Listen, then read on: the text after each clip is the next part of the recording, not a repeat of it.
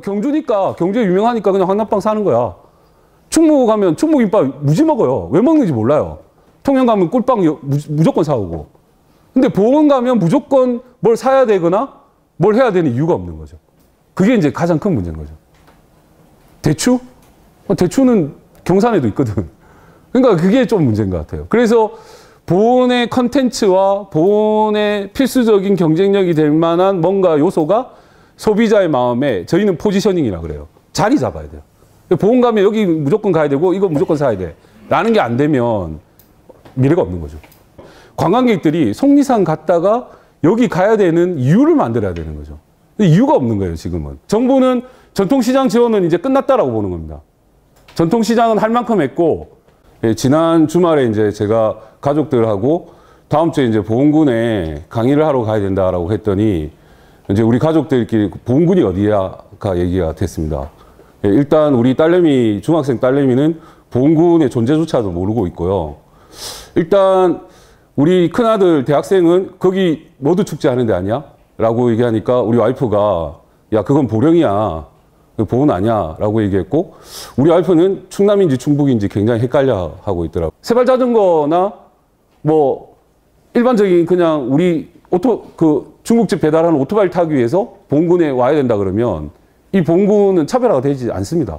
이 친구들의 마음을 잡는 이 친구들이 어떻게 하면 이 지역에 애정을 가지고 한 번이라도 더 오게 만들 건가 하는데 이제 정책을 펴셔야 된다라는 말씀을 좀 드리고 싶습니다. 젊은이들이 좋아할 만한 농협 창고나 뭐 이런 거는 보은군에 천지로 있는데 라는 생각을 아마 하실 거예요.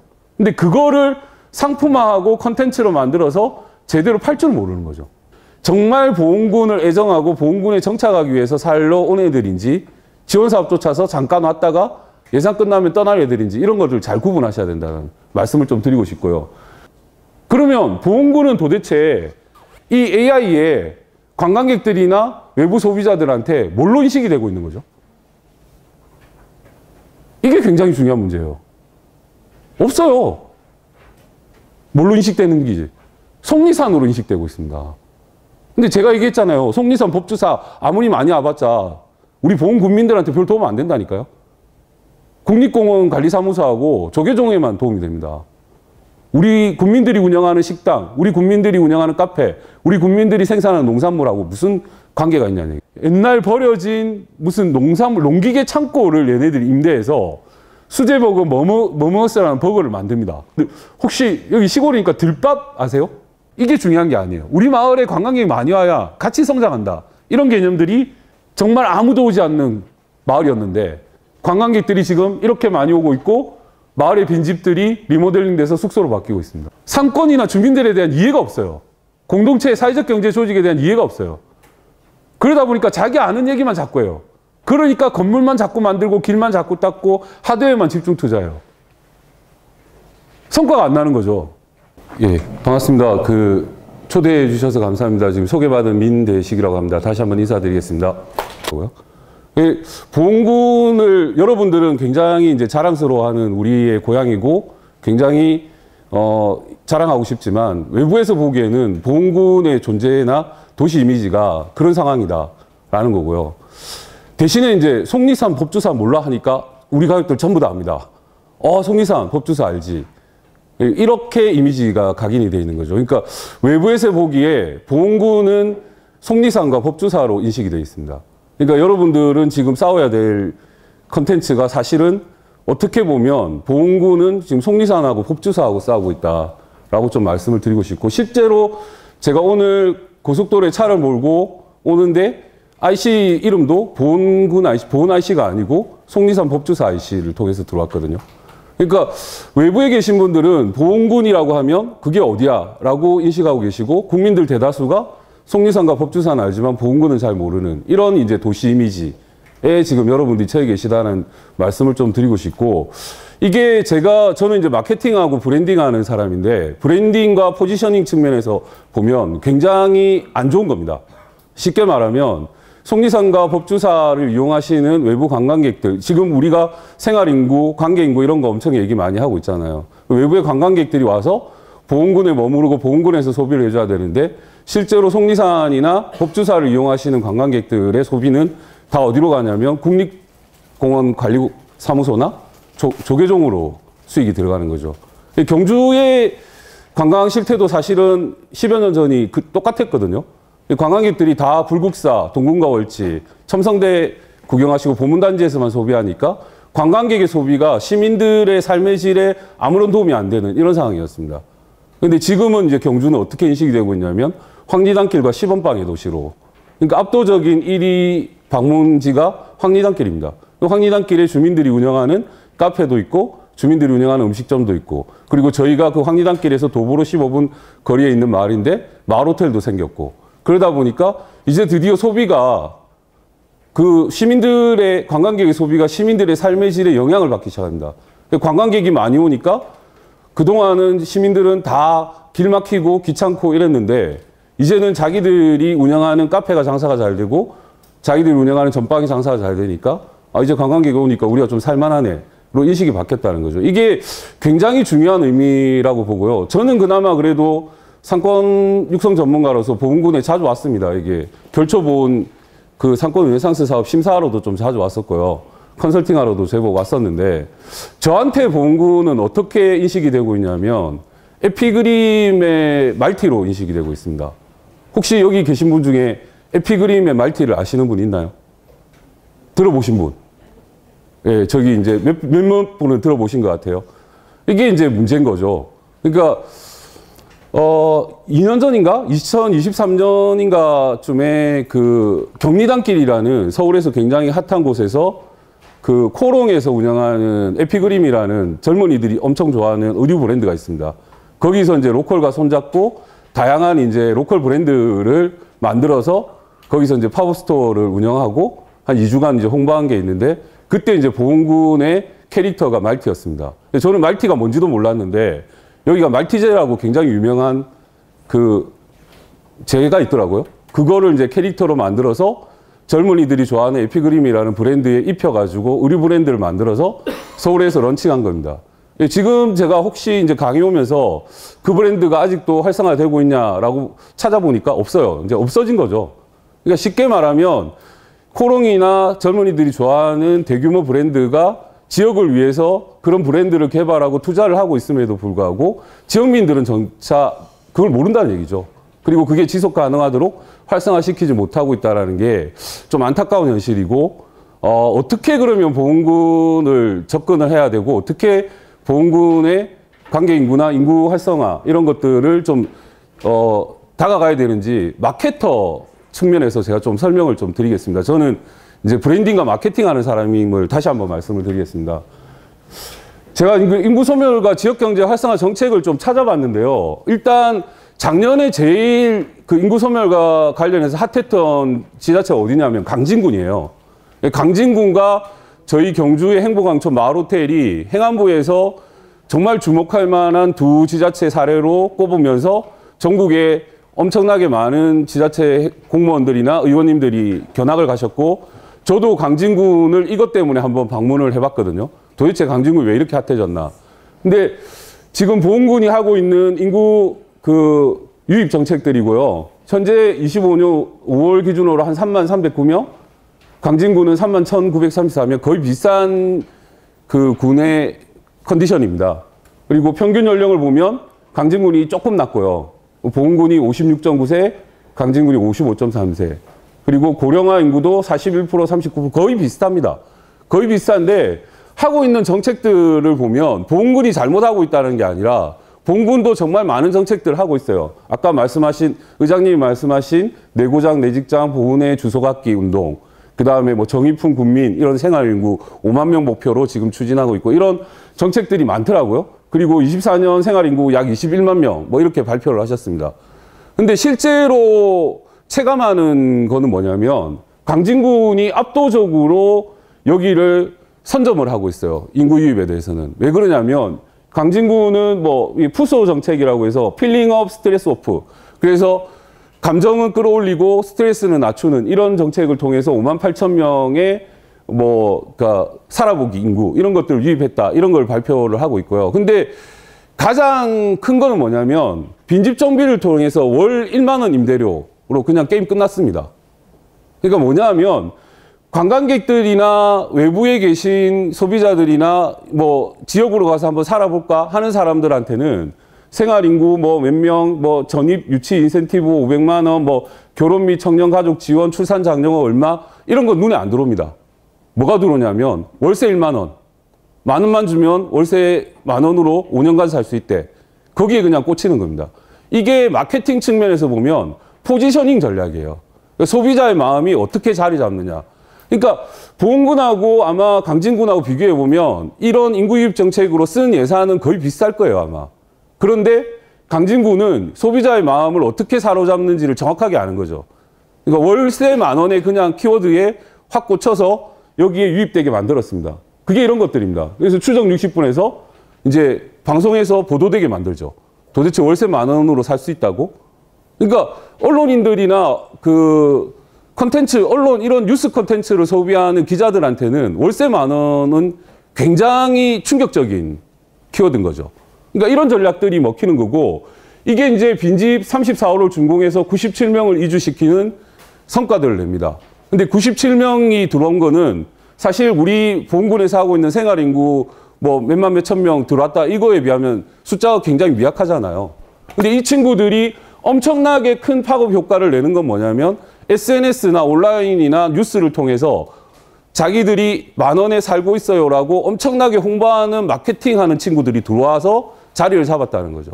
이게 굉장히 큰 차이라고 보시면 되고, 그걸로 그 강진군이 20회 대한민국 지방자치경영대전 대통령 표창 수상합니다. 공무원들 다 승진했고요.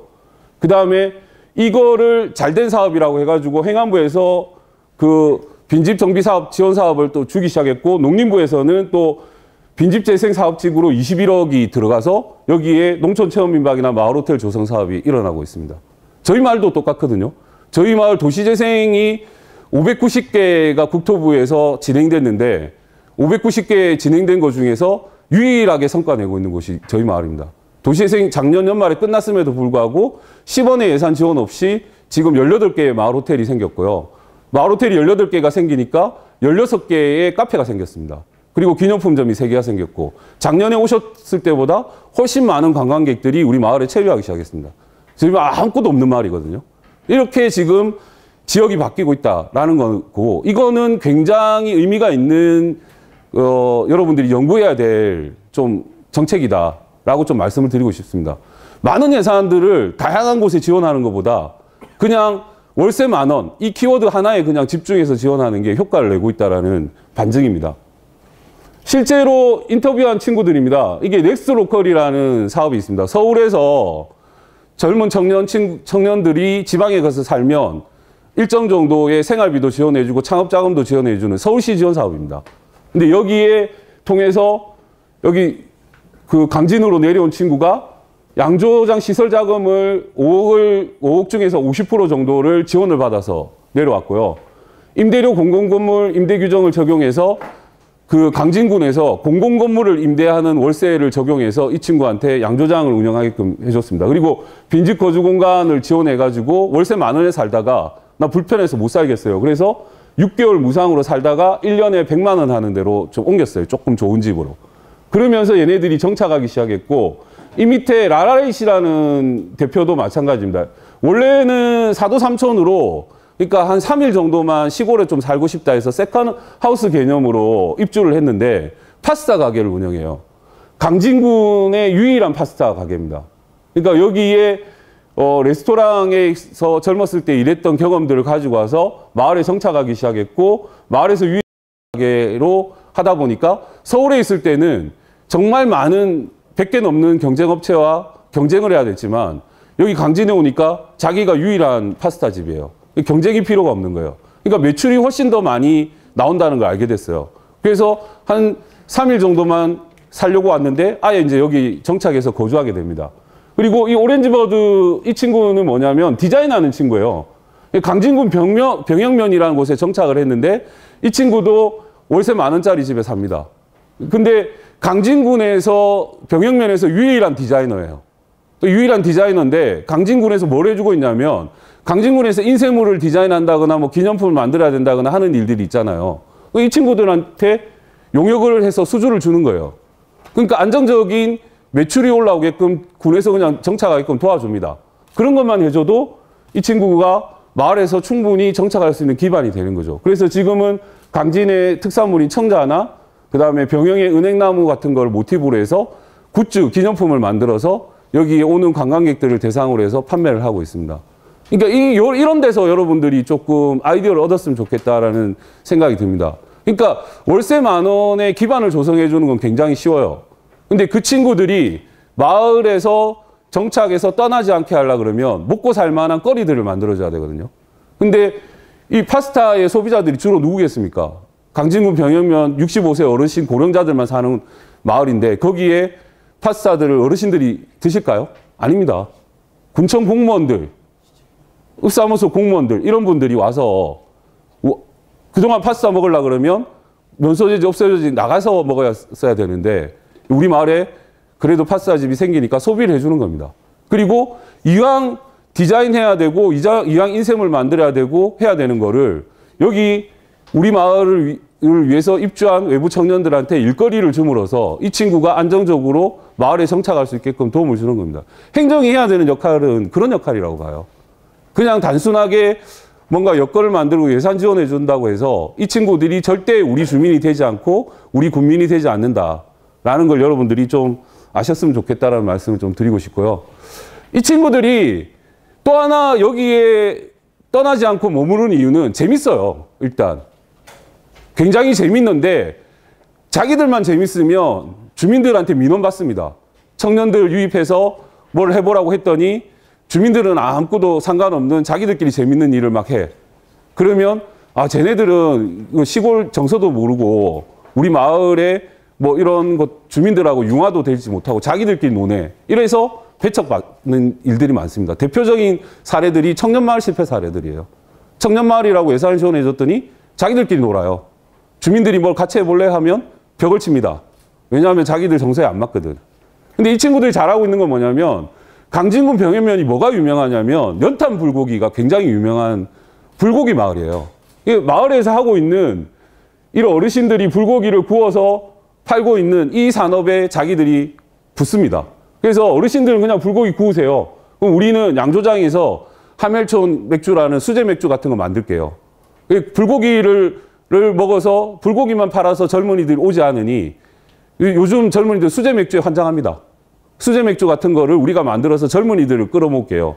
그리고 공연을 엽니다. 캠핑장도 만들고 여기서 1박 2일 할 수 있게끔 공연장에다가 캠핑장도 만들고 늘 하는 지역 축제, 트로트 가수 불러가지고 정말 아무도 모르는 정말 지역 가수 불러가지고 시끄럽게 막 음악 틀고 트로트 부르면서 박수 치는 게 아니라 정말 힙합 가수들, EDM 가수들, 젊은이들이 좋아하는 가수들 부릅니다.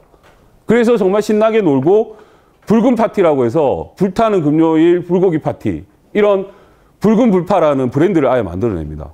그래서 정말 신나게 젊은이들이 노는데 어르신들은 여기에 불고기 많이 팔아서 좋고 그리고 트로트 가수 부르면 젊은 친구들은 아무도 안 오는데 20대, 10대들이 와서 정말 신나게 놀고 마을을 소비해주고 이런 현상들, 문화를 만들어내는 거죠. 이걸 강진군이 지금 적극적으로 홍보를 하고 있습니다.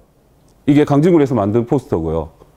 이런 게 제가 보기에는 보은군과 강진군의 결정적인 차이예요.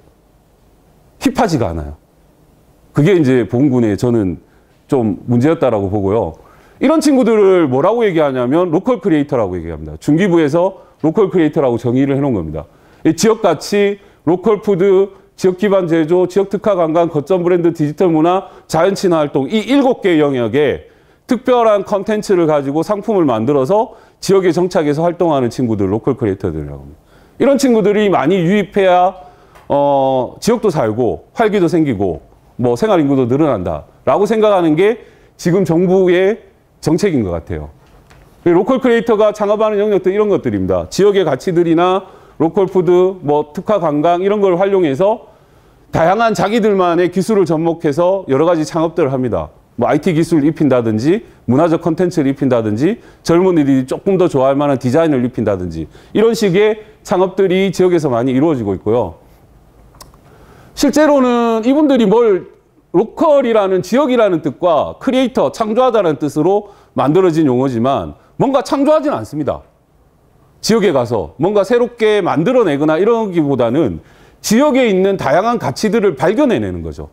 그래서 발견해서 자기들만의 컨텐츠나 마케팅 역량을 입혀가지고 뭔가 만들어내는 친구들이라서 저는 정확하게는 로컬 크리에이터라고 부르기보다는 디스커버러, 발견자, 로컬 디스커버러라고 부르는 게 훨씬 더 맞지 않냐라고 지금 얘기를 하고 있습니다. 근데 이런 로컬 크리에이터들을 지원하는 사업들이 정부에서 다양한 부처 사업으로 지금 다 배치가 돼 있어요. 도시재생이라든지 행안부의 청년마을 사업이라든지 생활권 단위 로컬 브랜딩 사업이라든지 그다음에 중기부세 하고 있는 로컬 크리에이터 양성, 동네 상권 발전소, 그다음에 이 로컬 크리에이터들이 상권으로 들어가서 자유상권 조합이라는 조합을 만들어서 운영하는 상권 활성화 사업, 이런 것들. 그러니까 지금 중기부는 지금 보훈군도 상권 르네상스라는 사업을 하고 있지만 기존의 상인들한테 지원해줘가지고는 답이 없다라고 중기부는 판단하고 있는 거예요. 기존의 상인들은 똑같은 거를 수십 년째 해오시던 분들이니까 그걸 반복하는 것을 지원해봤자 상권이 활성화되지 않는다라고 보는 겁니다. 그럼 어떻게 활성화시킬 거냐? 이런 로컬 크리에이터들을 양성해서 저희 상권 활성화 전략 중에서는 핵점포 전략이라고 얘기합니다. 앵커 스토어.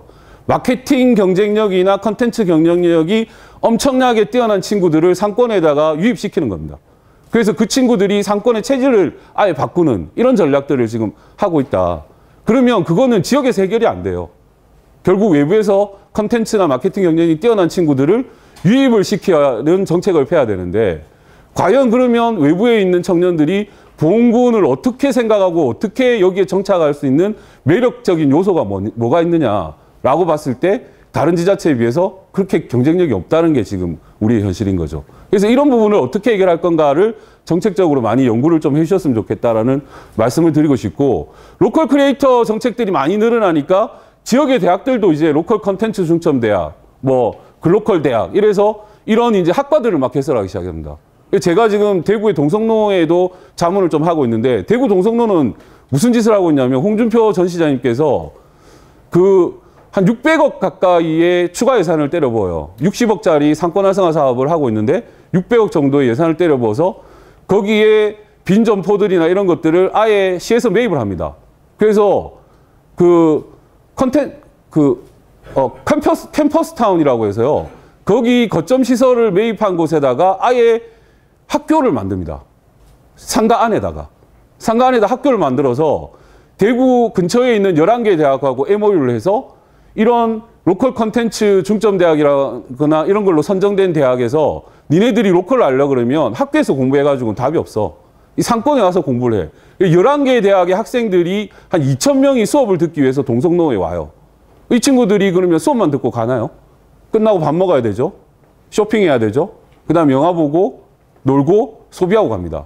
그러니까 동성로에 20대의 젊은이들이 돌아다니기 시작해요. 분위기가 확 바뀌었어요. 그래서 지금 무신사라든지 그 다음에 뭐 자하라 같은 이런 회사들이 아예 거기다 본점을 차려서 영업을 하고 있습니다. 20대들이 몰리는 상권이니까. 그런 식의 획기적인 좀 전략이 필요하다는 말씀을 좀 드리고 싶고요. 이게 이제 행안부에서 얘기하는 생활권 단위 로컬 브랜딩 사업인데 대표적으로 행안부에서 우수 사례로 꼽았던 데가 제주 세화해변, 그 다음에 양양 서퍼비치입니다. 뭐 가보신 분들 다 아시잖아요, 그죠? 세화해변은 정말 아무도 안 오는 제주 구자읍의 그냥 어촌이었어요. 근데 여기에 살아보기 워케이션의 성지로 뜨면서 이제 제주에서 한 달 살기는 세화해변으로 무조건 갑니다. 거기에 카페들도 생겼고요. 그 다음에 굿즈샵, 관광기념품도 생겼고 세화 오일장이라고 해서 지역 주민들이 로컬에서 나는 생산품들을 가져와서 관광객들에게 판매하는 오일장도 생겼고요. 그 다음에 지역에서 생산하는 공예품들이 유통되는 프리마켓도 자연스럽게 생겼습니다. 뭔가 예산을 추가적으로 지원하지 않더라도 이제는 자생적인 구조가 돼버렸고 한 28만 명의 관광객들이 여기를 찾는다고 합니다. 양양서퍼비치는 너무나 잘 아는 사례입니다. 그냥 군사보호구역이었어요. 근데 그게 개방이 되고 파도가 높으니까 거기에 서핑 좋아하는 친구들이 서핑하러 갔어요. 근데 서핑만 해가지고 돈벌이가 안 되니까 서핑 학교를 차립니다. 근데 서핑 학교를 차리니까 관광객들이 몰려오기 시작했고 관광객들이 몰려오니까 스테이가 필요했고 그 다음에 카페가 필요했고 펍이 필요했고 지금은 이제 주민들이 이제 관광객 좀 그만 왔으면 좋겠다 할 정도로 많은 관광객들이 몰리는 곳이 되어버렸습니다. 지역을 이렇게 바꾸는 거예요. 그러면 지역을 소비할 수 있는 뭔가 컨텐츠 이런 것들만 있으면 보훈군이라고 오지 않을 이유가 없는 거죠. 이렇게 지역들이 바뀌고 있다는 거고, 이런 게 행안부에서 제기하는 로컬 브랜딩의 4대 핵심 가치입니다. 지역성이 있었으면 좋겠다. 그러니까 보훈군만의 로컬리티가 있었으면 좋겠다라는 게 기본적인 거고, 브랜딩 측면에서 보면 도시 브랜드를 지역의 로컬리티를 살려서 해라라는 거예요. 근데 어렵지가 않아요. 예전에는 정말 이런 지역의 로컬리티를 살린 브랜딩 자체가 굉장히 어려웠거든요. 근데 최근에 MZ들의 소비 태세가 뭐 AI나 챗GPT나 SNS를 통해서 다 소비를 하기 때문에 거기에 물어보면 나오는 곳을 추천합니다. 근데 거길 막 가요. 일례로 이런 정말 웃긴 현상들이 벌어졌는데, 제가 이제 경북에서 활동하면 경북의 기계공업의 중심 도시가 어디냐면 김천이에요. 김천시는 기계공업의 중심 도시고 산업 도시예요. 근데 작년에 김천군에 수십만 명의 관광객이 찾아왔는데 그게 뭐 때문에 찾아온지 아세요? 김밥 천국 때문에 왔어요. MZ들 모든 것을 다 줄이는 MZ들은 김밥 천국을 줄여서 김천이라고 얘기합니다. 우리 김천 가서 라면 먹을래? 김천 가서 김밥 먹을래? 그래서 김천이 작년에 김밥 축제를 했는데 수십만 명의 관광객이 몰립니다. MZ들은 이런 거예요. 거기 아이디어를 제안했던 공무원은 지금 2계급 승진해서 과장님 되셨어요. 그 정도로 지역 경제 활성화에 효과가 있었던 거죠. 김천이라는 그 이름 하나 때문에. 거기가 무슨 김밥 도시, 김밥 천국이 많은 도시도 아니에요. 가보면 체인 몇 개 없습니다. 그런데 온 전통시장이나 지역의 상점들이 공원에 나와서 김밥을 말았습니다. 김밥 축제 기간 동안. 그 축제 기간 동안에 수십만 명의 관광객이 그 옆에 이웃 도시의 구미에서는, 구미도 박정희 생가가 있고 그 새마을 운동으로 굉장히 마케팅했는데 실패했어요. 잘 안 와요. 근데 구미가 작년에 18만 명의 관광객을 몰아왔던 게 라면 축제입니다. 왜 라면 축제죠? 농심 공장이 구미에 있어요. 그 라면 축제 기간에 가면 농심 공장에서 갓 생산한 정말 신선한 라면을 먹습니다. 라면이 신선하다, 여러분들 좀 생소하시죠? 저는 구미 라면 축제 할 때마다 가서 라면 먹어보는데 틀려요. 공장에서 갓 튀겨서 나온 라면이. 그러니까 그걸로 지금 마케팅하고 있고, 그 라면 축제가 흥행을 하니까 시장님이 라면 팝업 스토어를 아예 구미역 상가에다 만들어라. 그래서 관광객들이 축제 기간에 18만 명인가 왔다 그러더라고요. 3일간. 축제 기간에만 오는 게 아니라 계속 지속적으로 왔으면 좋겠다라는 마케팅을 하고 있습니다. 그러니까 도시 마케팅이 이렇게 바뀌고 있어요. 그러니까 김천에서 김밥 축제가 유행하니까 곳곳에서 이런 유사 행사나 이벤트들이 막 열리고 있습니다. 공주 여러분들 백제의 문화 도시잖아요. 공주 지금 뭐 하고 계신지 아세요? 공주 프레이드 하고 있습니다. 전 세계 엘사, 뭐 백설공주 옷 입고 야간 관광하고 있어요. 이게 상품이 되고 있고, 이게 컨텐츠가 되고 있고, 이게 젊은이들이 선호하고 환호하는 도시의 경쟁력이 되고 있어요. 보온도 저는 결초보온이라는 굉장히 좋은 키워드가 있더라고요. 그걸 잘 활용하고, 그러면 예를 들어서 스승의 날이나 어버이날, 뭐 은혜 갚는 보온 행사는 무조건 보온에서 하는 뭔가 이벤트를 하러 관광객들이 가야 된다라는 도시 이미지나 마케팅이 딱 포지셔닝이 돼버리면 보온에 안 오겠어요? 옵니다. 그죠? 이런 이제 컨텐츠의 경쟁력들이 좀 필요하다라는 좀 말씀드리고 싶고, 제발 좀 창조적인 아이디어를 좀 냈으면 좋겠어요. 뭐가 관광객들이나 젊은 MZ들한테 먹히는지 이런 것들을 여러분들이 좀 고민 좀 해보셨으면 좋겠다는 말씀드리고 싶고, 이게 25년도에 했던, 여기 보온이 있습니다. 라이더타운, 라이더 링크시티. 이래가지고 그러니까 특교세 3억이니까 6억 정도 예산을 땄죠. 유일하게 보훈군이 충청권에서 이 생활권 단위 로컬 브랜딩 사업 따왔다고 굉장히 언론에서 보도도 많이 되고 했는데, 실제로 제가 무슨 성과가 있나라고 봤는데 이렇게 강진군이나 이런 데처럼 임팩트 있는 성과가 나오고 있지는 않더라고요. 그게 뒤에 가서 제가 왜 그런지를 좀 설명을 드리겠습니다. 장수군하고 비교해 보셔야 돼요. 장수군이 행안부 생활권 단위 로컬 브랜딩 사업으로 가장 큰 효과를 보고 있고, 행안부에서도 굉장히 우수한 사례로 꼽고 있는 데가 장수군입니다. 23년도에 생활권 단위 로컬 브랜딩 사업 똑같이 특효세 3억 가져가서 했는데, 얘네들은 완전히 달라요. 얘네들은 뭐냐면, 이게 트레일 레이스라는 게 뭐냐면 장수군의 산과 계곡을 마라톤하는 운동이거든요. 근데 얘네들 마케팅하는 거 보면 정말 힙하게 마케팅합니다. 영상도 찍고요. 무슨 여기 브랜드를 지원하는 스포츠 의류 브랜드하고 손잡고 거기하고 공동 마케팅도 하고요. 정말 많은 관광객들이 이거를 계곡을 달리고 산악을 달리는 걸 하기 위해서 수많은 동호인들이 여기를 모입니다.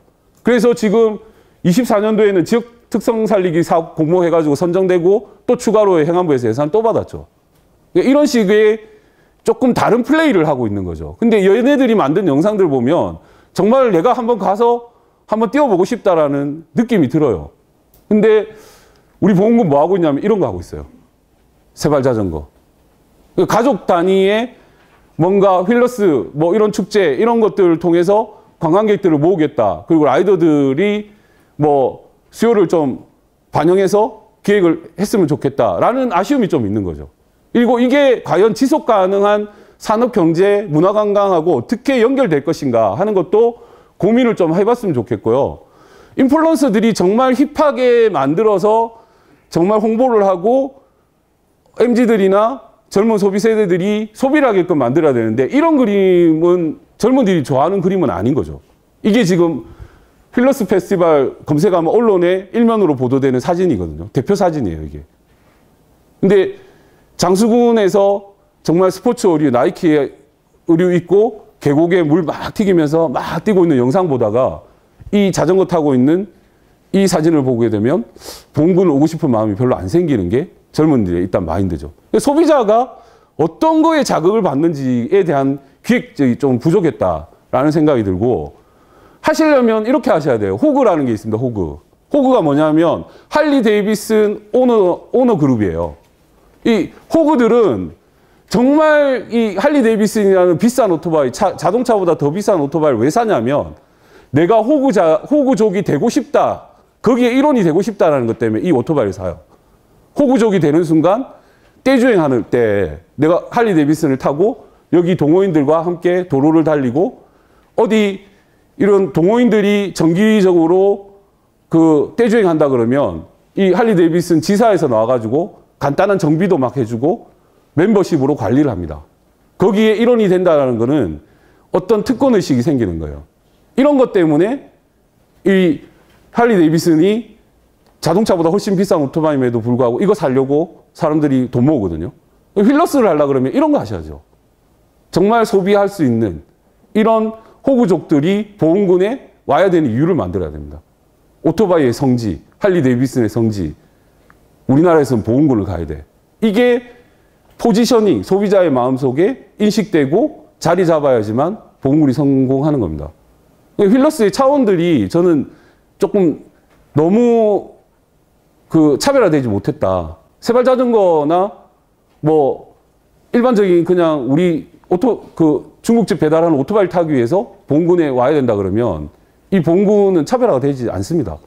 그런 것들을 여러분들이 좀 고민하셨으면 좋겠다는 말씀을 좀 드리고 싶고 이게 시장 점유율보다는 마인드 점유율로 가야 된다는 얘기입니다. 인구 소멸은 어떻게 해결할 수가 없어요. 왜냐하면 지금 0.7도 무너졌고 국가에서 아무리 많은 예산을 때려부어봤자 아이들을 낳지 않습니다. MZ들은 더 그래요. 그러면 이 친구들의 마음을 잡는 이 친구들이 어떻게 하면 이 지역에 애정을 가지고 한 번이라도 더 오게 만들 건가 하는데 이제 정책을 펴셔야 된다라는 말씀을 좀 드리고 싶습니다. 근데 청년들이 어떤 특성이 있냐 그러면 기본적으로 대도시에 살아남지 못하고 지역으로 가야 되겠다라고 생각하는 청년들은 뭔가 빡신 게 싫어요. 내가 서울에서 막 정말 대기업에 들어가가지고 엄청나게 경쟁하고 다람쥐 쳇바퀴 돌듯이 일하고 그래봤자 정년은 50세 되면 정년돼 버리고 이런 게 싫은 거예요. 그래서 내가 하고 싶은 일, 좀 느슨하게 살고 싶다 이런 욕구들이 굉장히 강한데 대부분의 청년들이 정부 지원 사업을 쫓아서 막 하다 보니까 지역에 가서 먹고 사는 문제를 해결하지 못합니다. 이건 굉장히 중요한 문제예요. 먹고 사는 문제를 해결하지 못하면 그 친구들은 지원 사업 끝나면 떠납니다. 그러면 우리 국민이고 우리 주민들이 될 수가 없어요. 이거를 좀 해결해 줘야 되는 거고 지원 사업을 찾아서 또 다른 유목민들이 엄청 많습니다. 이거 경계해야 돼요.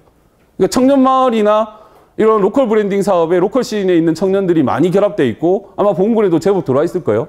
근데 이 친구들이 정말 보험군을 애정하고 보험군에 정착하기 위해서 살러 온 애들인지 지원 사업 쫓아서 잠깐 왔다가 예산 끝나면 떠날 애들인지 이런 것들 잘 구분하셔야 된다는 말씀을 좀 드리고 싶고요. 그리고 이 친구들은 뭐냐면 지역과 상생을 하고 싶지만 굉장히 느슨한 연대를 원해요. 내가 뭐 지역민들하고 로컬의 가치를 활용해서 내 비즈니스를 해야 되니까 지역의 특산물도 일부 활용하고 지역의 주민들과 연대한다고 얘기를 하지만 자기가 그 지역민들이 자기들 비즈니스에 간섭하고 이 감나라 배나라 하는 걸 극도로 싫어합니다. 그래서 의원님들이 오랜만에 청년들이 우리 마을에 정착했다고 가셔가지고 막 야 이거는 이렇게 하면 안 돼. 이건 이렇게 좀 했으면 좋겠어. 우리 보은군 대추가 유명하니까 대추로 무슨 음식을 만들어봐. 이런 얘기 안 했으면 좋겠어요. 제발. 그런 거 극도로 싫어합니다. 애들. 그냥 놔두면 돼요. 그냥 놔두면 자기들이 알아서 지역 가치를 발견해서 뭔가 상품을 만들어냅니다. 그랬으면 좋겠고 이 친구들은 초기에는 카페, 베이커리, 독립서점, 수제 맥주 이런 걸로 다 정착을 했습니다. 근데 이런 것들이 마을 곳곳에 지역마다 너무 많이 생기니까 이제는 어떤 걸로 정착을 하냐면 복합문화공간, 커뮤니티 호텔, 코워킹 스페이스 이런 걸 만들어서 지역에 정착하고 있습니다. 근데 이 2단계 발전 버전부터는 행정에 도움이 좀 필요해요. 이거는 자기 돈 들고 와서 그냥 서울에서 지원해주는 넥스 로컬 지원사업 같은 걸로 가서 그냥 지역에서 창업하기 좋은 아이템들이거든요. 왜냐하면 수도권보다는 창업 비용이 엄청나게 저렴하기 때문에 몇 천만 원만 있으면 가서 이런 거 카페, 베이커리, 독립서점 차리기 정말 좋아요. 근데 이 2단계 버전부터는 행정에서 도시재생이나 상권 활성화로 만든 거점 공간 아니면 지역의 인구소멸 기금으로 만든 거점 공간 이런 것들을 청년들한테 운영권을 주지 않으면 이 친구들이 운영할 수 없는 영역입니다. 이런 거 도와주셔야 됩니다. 그래서 이 친구들이 정말 지역 주민과 자기들이 가지고 있는 컨텐츠 경쟁력을 서로 연결해서 지역에서 살아남을 수 있게끔 계속 일거리를 줘야 됩니다. 일거리. 용역을 주시든지 아니면 기념품 제작을 맡기든지 이런 식으로 해서 이 친구들이 지역에서 살아남을 수 있게끔 해줘야 되는 이런 역할들을 하셔야 된다는 말씀 드리고 싶습니다. 이게 이제 도시재생이든 농촌 활성화든 상권 활성화든 보훈군이 가지고 있는 똑같은 맹점이라고 생각되는데요. 이런 지원 사업들은 대부분 마중물이라고 얘기해요. 마중물이라고 얘기하면 뭐냐면 우리 펌프 기를 때 한 바가지 부어줘야지만 펌프에서 물이 올라오잖아요. 이거를 마중물이라고 얘기하는데 마중물이 적절한 곳에 투입돼야 됩니다. 적절한 곳에 투입돼야 되고 정말 적절하게 쓰여야지만 효과가 납니다. 근데 대부분의 정부 지원 사업들이 우리 뭐 지역구 의원님들 다 계시지만 지역구 민원 때문에 여기도 우리 예산 좀 줬으면 좋겠어. 여기도 예산을 좀 줬으면 좋겠어. 그래서 예산을 약간 배분해 나가는 방식인 거죠. 그러다 보니까 진짜 필요한 곳에 적절하게 투입되지 못한다는 게 첫 번째 문제고 두 번째 문제는 뭐냐면 이 마중물 이후에 계속 나오는 물을 대통물이라고 합니다. 대통물이 계속 나올 곳에다 펌프를 꽂아야죠. 휠러스 뭐 이런 거 했고 그 다음에 라이딩 뭐 관련해서 로컬 브랜딩 사업 특교세 3억 받아서 뭐 예산을 썼어요. 그럼 그 예산이 끝나면 그게 지속 가능하게 뭔가 관광객을 끌어온다거나 아니면 이주인구를 유입한다거나 하는 정책으로 계속 지속이 돼야죠. 근데 그거 안 되는 데다 그냥 꽂아 놓은 거예요. 예산 끝나고 나면 펌프질하면 그냥 마른 삐걱삐걱 마른 소리 공기만 나오는 거죠. 이게 이제 두 번째 문제고 또 하나는 마중물 하는 동안은 중간 지원 조직이나 예산이 있기 때문에 그 플레이어들이 그 예산으로 움직입니다. 끝나고 나면 남은 사람들이 스스로 움직여야 되거든요.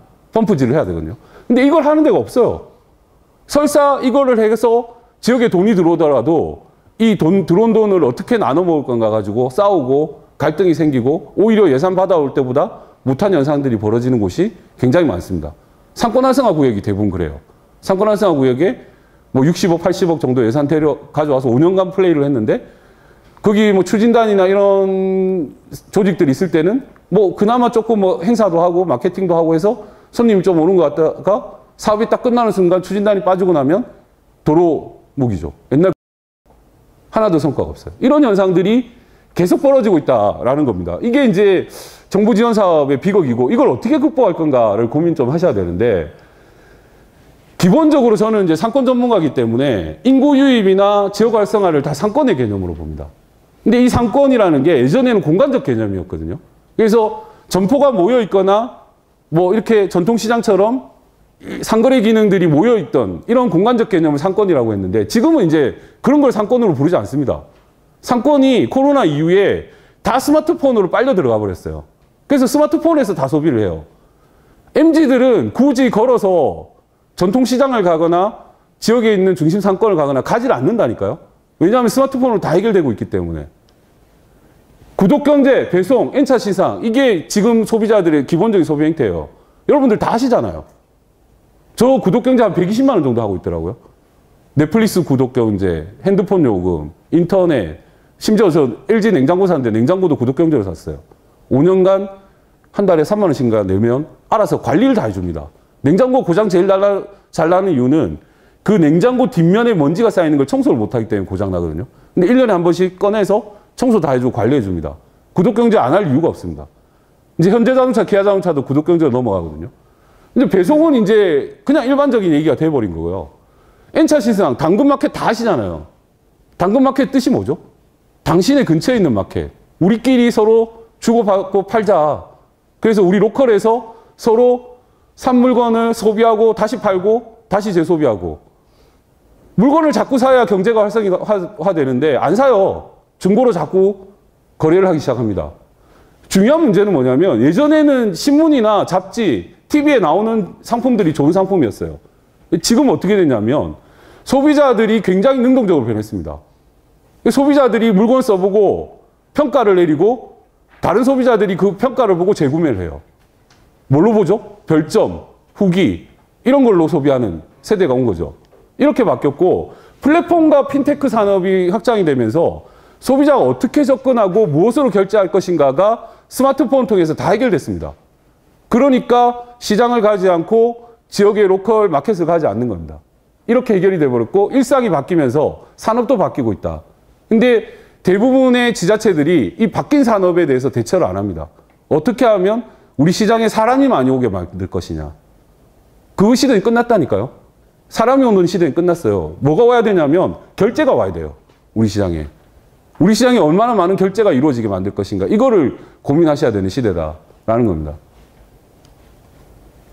자, 이거는 제가 한 얘기는 아닌데 어떤 심리학자가 소비가 어떻게 이루어지느냐, 소비자들의 심리를 한번 분석해보자 해서 AIDMA라는 과정을 거친다. 이게 AIDMA가 뭐냐 봤더니 어텐션, 주의를 기울이고 인터레스트, 흥미가 생기면 디자이어, 이걸 사야겠다는 욕구가 생기고 메모리, 기억해놨다가 비로소 액션, 구매를 한다라는 게 일반적인 소비 행태의 패턴이었다고 해요. 근데 SNS 시대에 어떻게 바뀌었냐면 SNS가 원래 소셜 네트워크 서비스란 뜻인데 저는 서칭 앤 쉐어라고 얘기합니다. 그러니까 이렇게 바뀐 거죠. 주목하고 흥미가 생긴 건 마찬가지예요. 근데 그 다음 단계에 뭘 하냐면 폭풍 검색을 해요. 어디서 사면 가장 저렴하고 가장 질 좋은 상품을 살 수 있지? 검색을 해서 노출되면 바로 액션을 합니다. 행동을 하고. 그 다음 단계가 또 뭐냐면 굉장히 특이한 행동을 해요. 쉐어를 하죠. 자랑질합니다. 뭘로? 사진 찍고 별점 매기고 댓글 매기서 이거를 다른 소비자들이 공유할 수 있게끔 만드는 게 지금의 소비자 행태입니다.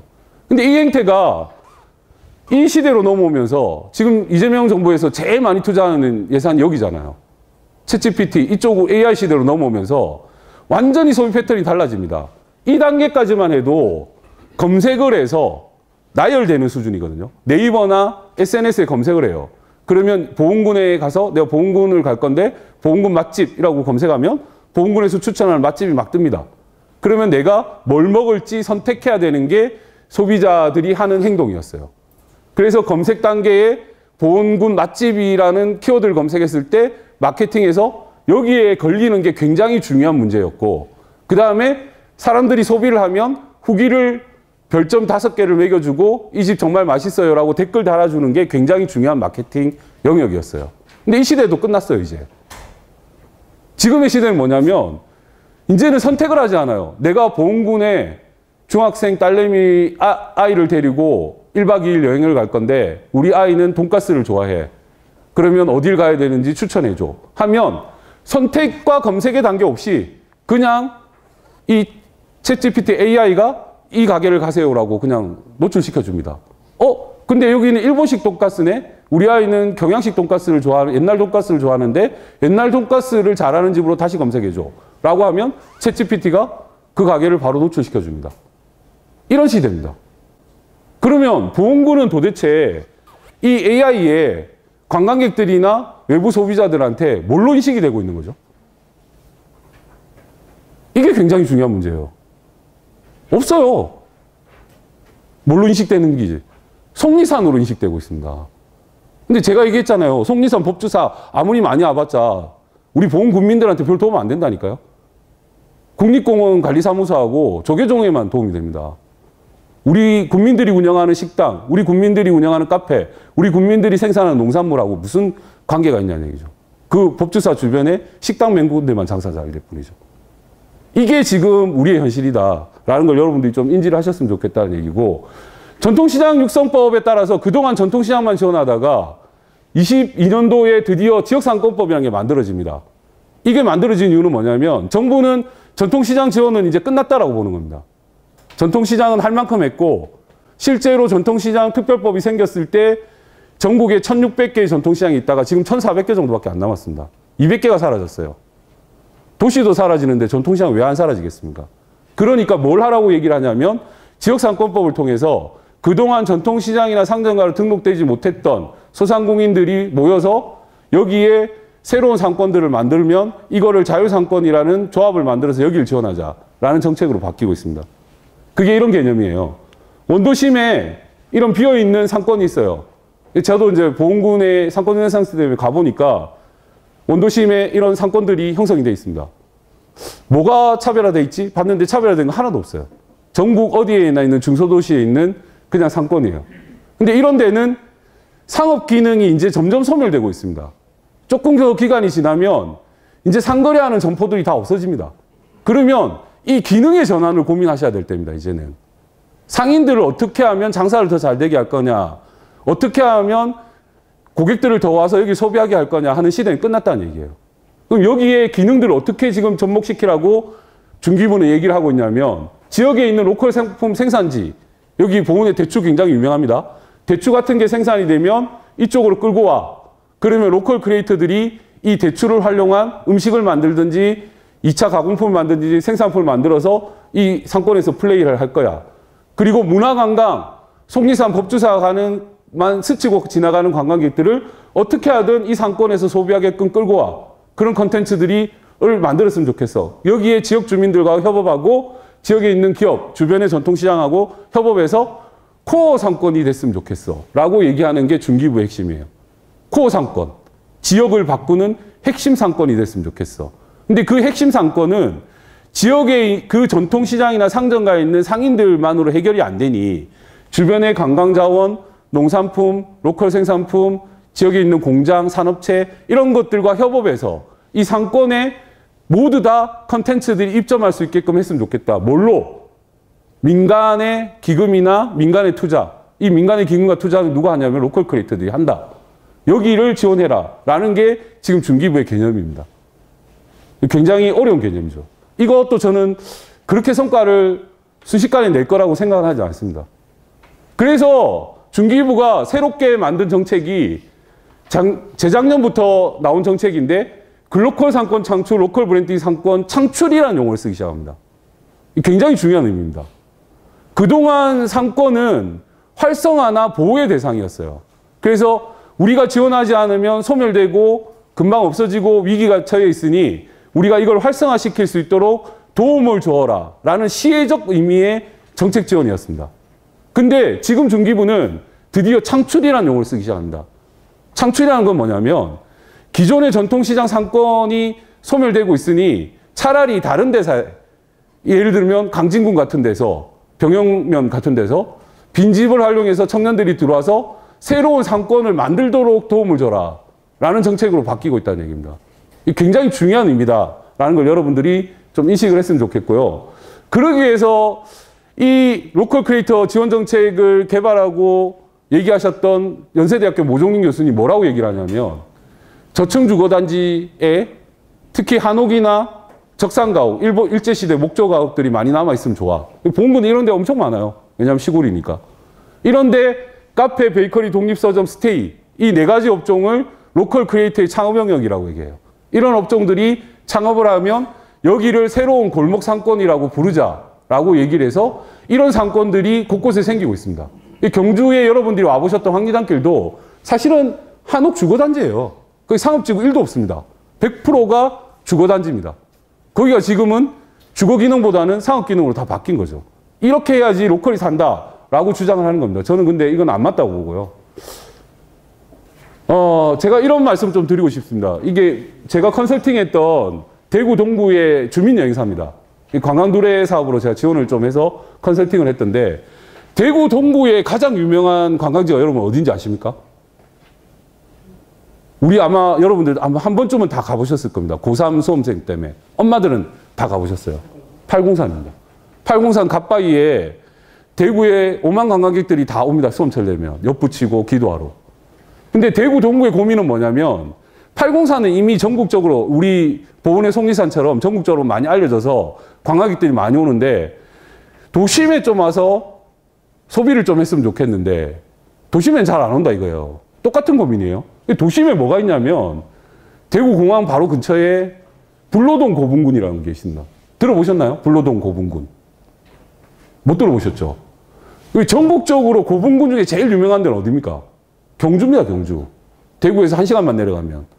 그리고 굳이 경주 고분군은 좀 식상하니까 다른 고분군을 좀 가봐야 되겠다. 그러면 여기 대구에서 30분만 옆으로 가면 최근에 유네스코 문화유산으로 지정된 대가야 고분 고령군이 있습니다. 관광객들이나 외부에서 오시는 분들 입장에서 보면 고분군을 가기 위해서 불로동 고분군을 가야 될 이유가 없는 겁니다. 근데 행정의 고민은 뭐냐면 너무 팔공산에 가서 우리 동구에 소비를 안 하고 가니 그 중심에 있는 불로동 고분군의 관광객들이 좀 오면 주변 상권이 좀 살지 않을까? 이 고민을 하는 겁니다. 그래서 제가 컨설팅을 했는데, 그러면 가야 될 이유를 만들어봐라 라고 했더니 불로동 고분군은 역사적으로 무슨 가치가 있고 뭐 막 설명을 해요. 그럼 훨씬 더 역사적 가치의 컨텐츠나 브랜딩이나 마케팅 경쟁력을 가지고 있는 건 경주, 그 다음에 고령, 바로 근처에 있는데 게임이 되겠습니까? 게임이 안 되는 거예요. 그래서 역사적 가치로 여러분들이 어필해봤자 아무런 관광객들이 올 수 없다. 근데 얘네들이 이걸 찾아냅니다. 불로동 고분군은 석양이 질 때 노을에서 노을 질 때 사진 찍으면 정말 예뻐요. 그래서 만들어낸 게 무덤덤 투어라는 겁니다. 무덤덤 투어로 12억인가의 매출을 올렸어요. 이 여행사가. 코로나 시기에. 주 소비 고객이 누구였을까요, 여러분? 관광공사입니다. 관광공사가 한 번도 관광객들이, 외부 관광객들이 오지 않는 이런 곳에 주민여행사들이 자기들 지원 사업으로 무덤덤 투어라는 걸 만들었다 그러니까 관광공사의 웬만한 팸투어는 여기 다 밀어줍니다. 그리고 대구 동구가 관광공사에서 드디어 관광객들을 보내기 시작하네. 그러니까 동구에서 팸투어라든지 지역에 축제가 있다든지 하면 여기 필수 코스로 해서 밀어주기 시작합니다. 이 주민여행사가 거기서 한 12억을 올렸다니까요. 근데 이 친구들이 지금 곳곳에 여행 상품들을 만들어내서 아직도 굉장히 전국적으로 유명한 주민여행사가 됐습니다. 대릉원 목련꽃이거든요. MZ들은 아마 알 겁니다. 경주에 가면 이거 목련꽃 필 때 1시간 반 정도 줄 서야 겨우 사진 한 장 찍을 수 있을까 말까 합니다. 이게 경주 시민들은 다 압니다. 수십 년 전에 이 목련꽃이 있었을까요? 있었습니다. 그때는 1시간 정도 줄을 섰어야 됐을까요? 줄 안 섰습니다. 그냥 가면 무조건 찍을 수 있는 곳이었습니다. 근데 여기가 왜 이렇게 핫해졌죠? 누군가가 이거를 발견해서 SNS에 올리기 시작했고, 그 SNS에 환장하는 관광객들이 여기에 사진 한 컷도 찍기 위해서 1시간 반 정도 땡볕에 줄을 쓰기 시작하면서 알려진 거죠. 이게 지역의 가치고요.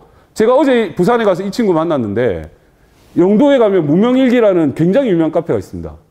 여기가 장사가 잘 되니까 이 친구 옆에 세계 바리스타 대회에서 우승했던 모모스 커피라는 굉장히 유명한 브랜드가 여기 입점을 했어요. 여기가 어디냐면 영도에 버려진 선창가예요. 조그만 배를 수리해주는 조선소들이 입점해 있는 곳인데 조선산업이 활성화되지 않으니까 여기가 문을 닫았고 여기 선창가에 창고가 버려진 곳에 카페를 차립니다. 이 친구들이. 근데 주말에 3, 4만 명의 관광객들이 여기를 다녀갑니다. 카페 3개 딱 입점했는데. 그런 정도로 굉장히 유명한 카페가 됐고 영도 소반이라는 이런 메뉴를 만들어서 굉장히 유명한 상품이 된 거죠. 이런 것들이 과연 그럼 보온에 없느냐? 있어요. 저는 이제 보온을 잘 모르지만 여러분들 생각해 보시면 이런 포토존 정도는 우리한테도 있는데 우리도 이렇게 석양 찍으면 예쁜 데가 있는데, 그리고 우리도 이렇게 버려진 창고나 젊은이들이 좋아할 만한 농협 창고나 뭐 이런 거는 보험군의 천지로 있는데? 라는 생각을 아마 하실 거예요. 근데 그거를 상품화하고 컨텐츠로 만들어서 제대로 팔 줄 모르는 거죠. 그걸 할 수 있는 분들이 유입돼야 된다는 겁니다. 전통시장이 문화공간으로 바뀌기 시작합니다. 버려진 전통시장 광장에 주민들이 동아리 경연대회도 하고요. 학교로 바뀌기 시작합니다. 학교에 유치원생들이나 초등학생들이 와서 지역 경제를 소비하는 이런 프로그램도 운영하고 수업을 여기 전통시장에서 와서 하기 시작했습니다. 경동시장, 약재시장으로 100년 넘은 시장입니다. 엄청나게 쇠퇴됐다가 최근에 동반성장위원회하고 경동시장 상인회하고 손잡고 여기에 뭘 유치하냐면 스타벅스를 유치합니다. 시장 위에 있던 300석 규모의 극장에 스타벅스가 들어왔습니다. 그리고 최근에 금성사라는 LG에서 만든 브랜드가 들어왔습니다. 이 두 개 브랜드가 경동시장에 입점하고 나서 점포세가 권리금 포함해서 붙어가지고 지금 15배가 뛰었습니다. 이게 지역의 변화입니다. 이런 컨텐츠들이 필요하다는 걸 좀 말씀을 드리고 싶고, 상권도 상업의 기능으로만 남아있다가 놀이, 즐거움, 도전 성장, 문화예술, 지역 참여 이런 다양한 기능들로 확장되고 있다는 걸 여러분들이 이해를 좀 하셨으면 좋겠다라는 거고, 더 큰 그림을 좀 그려야 됩니다. 그러니까 상권 활성화라고 해서 상인들을 위한 지원 사업, 도시재생 농촌 활성화라고 해서 농촌 농민들을 위한 지원 사업 이런 것들만 자꾸 고민하시다 보니까 확장성이 떨어지는 거예요. 근데 이게 서로 힘을 합쳐서 시너지를 내야 되고 더 다른 영역으로 확장될 필요가 있다는 말씀 좀 드리고 싶고요. 이게 콘텐츠 보완을 통해서 활성화된 사례들입니다. 제가 이거 컨설팅했던 곳인데 경주에 야시장 생겼어요. 이거 행안부 10억 유치해 와서 저희가 14년도에 만들었거든요. 전국에서 유일하게 이 야시장 부스에 도시가스가 연결되어 있습니다. 예산 10억을 주니까 프로판가스 폭발 위험도 있고 너무 위험해. 이걸로 아예 도시가스를 끌어와서 부스에다 다 연결시켜주자. 이 작업이 가능했던 거예요. 그래서 전국의 야시장 사업들이 다 망하고 있는데 아직까지도 경주 야시장은 관광객들이 오는 시장으로 명맥을 유지하고 있습니다. 예전처럼 잘 되고 있지는 않지만. 이런 것들이 가능해졌다는 얘기고요. 예산 사례는 워낙 유명해서 잘 아실 겁니다. 백종원이 자기 고향에다가 버려진 공설시장에 이런 장호기에다가 고기 굽는 거 만들고 자기들 프랜차이즈 입점시키고 청년 상인들 육성해서 입점시키고 지역의 상인들 교육시켜가지고 리모델링 해주고 예산공설시장이 한때 전국에서 굉장히 핫한 전통시장으로 활성화되면서 윤석열 대통령께서 이 1000명의 백종원을 만들어서 지역에 보내겠다라고 하시고 그 다음날 계엄령 발표하셨죠. 이게 좀 안타깝긴 하죠. 어쨌든 이렇게 바뀌셨고 광장 시장에도 빈 점포에 팝업 스토어를 열었어요. 그래서 제가 최근에 가보니까 제주에 있는 특산품들을 광장시장에서 살 수 있게끔 제주시하고 협업을 해서 제주에서 생산하는 수제 맥주 쫙 전시해 놓고 그 다음에 제주에서 만든 기념품들 가져와서 서울 사람들이 살 수 있게끔 합니다. 보험군의 그 말티가 경리단길에서 이거 했다니까요. 경리단길 빈점포에서 보험군의 말티를 모티브로 한 의류하고 액세서리, 기념품 이런 것들을 팔았다니까요. 근데 보험군민들이 안 와요, 거기. 구경하러 오셔야 되는데. 최소한 담당 공무원들, 의원님들은 오셔가지고 보셔야죠. 근데 지금 2년밖에 안 지났는데 여기 계신 분 중에 기억하시는 분 한 분밖에 안 계시잖아요. 이런 게 지금 좀 안타까운 현실이라는 말씀을 좀 드리고 싶고, 제가 했던 인상 깊은 사례 중에 한 사례만 좀 말씀드리면, 영도에 가면 100년 정도 된 복내시장이라는 전통시장이 있습니다. 거기에 도시재생 사업으로 청년들이 들어왔는데, 로컬 바이 로컬이라는 청년들이 왔는데, 이 친구가 굉장히 인상 깊었던 게 뭐냐면, 여기에 60년 전통의 성실두부라는 굉장한 유명한 두부집이 있어요. 이 전통시장에서 제일 장사 잘 되는 곳, 매출이 제일 높은 곳이 성실두부예요. 여기를 좀 더 브랜드를 좀 강화해서 지원해주고 싶은데, 요 두부만 팔아서는 한계가 있으니 뭘 좀 만드셔라고 두부로 유용한 여러 가지 상품들을 개발해서 제안을 드렸대요. 근데 수십 년 동안 60년 넘게 두부만 만들어서 파시던 분들이 안 되는 거야. 말이 안 먹히는 거야. 그래서 이 친구가 한 게 뭐냐면 요 옆에 빈 점포를 하나 임대를 해서 청년 그 비건 레스토랑을 운영하는 친구를 입점을 시킵니다. 비건 레스토랑 하는 친구를 입점을 시켜서 이 친구를 교육해서 두부 샐러드를 만들어요. 그래서 이 두부는 성실 두부에서만 무조건 사와. 그래서 성실 두부 국산 콩으로 만든 게 한 모에 5,000원짜리를 사와서 그거를 반모를 썰어서 샐러드를 만들면 2만 원에 팔아요. 이거를 처음에 말씀을 드렸더니 잘 못 믿어.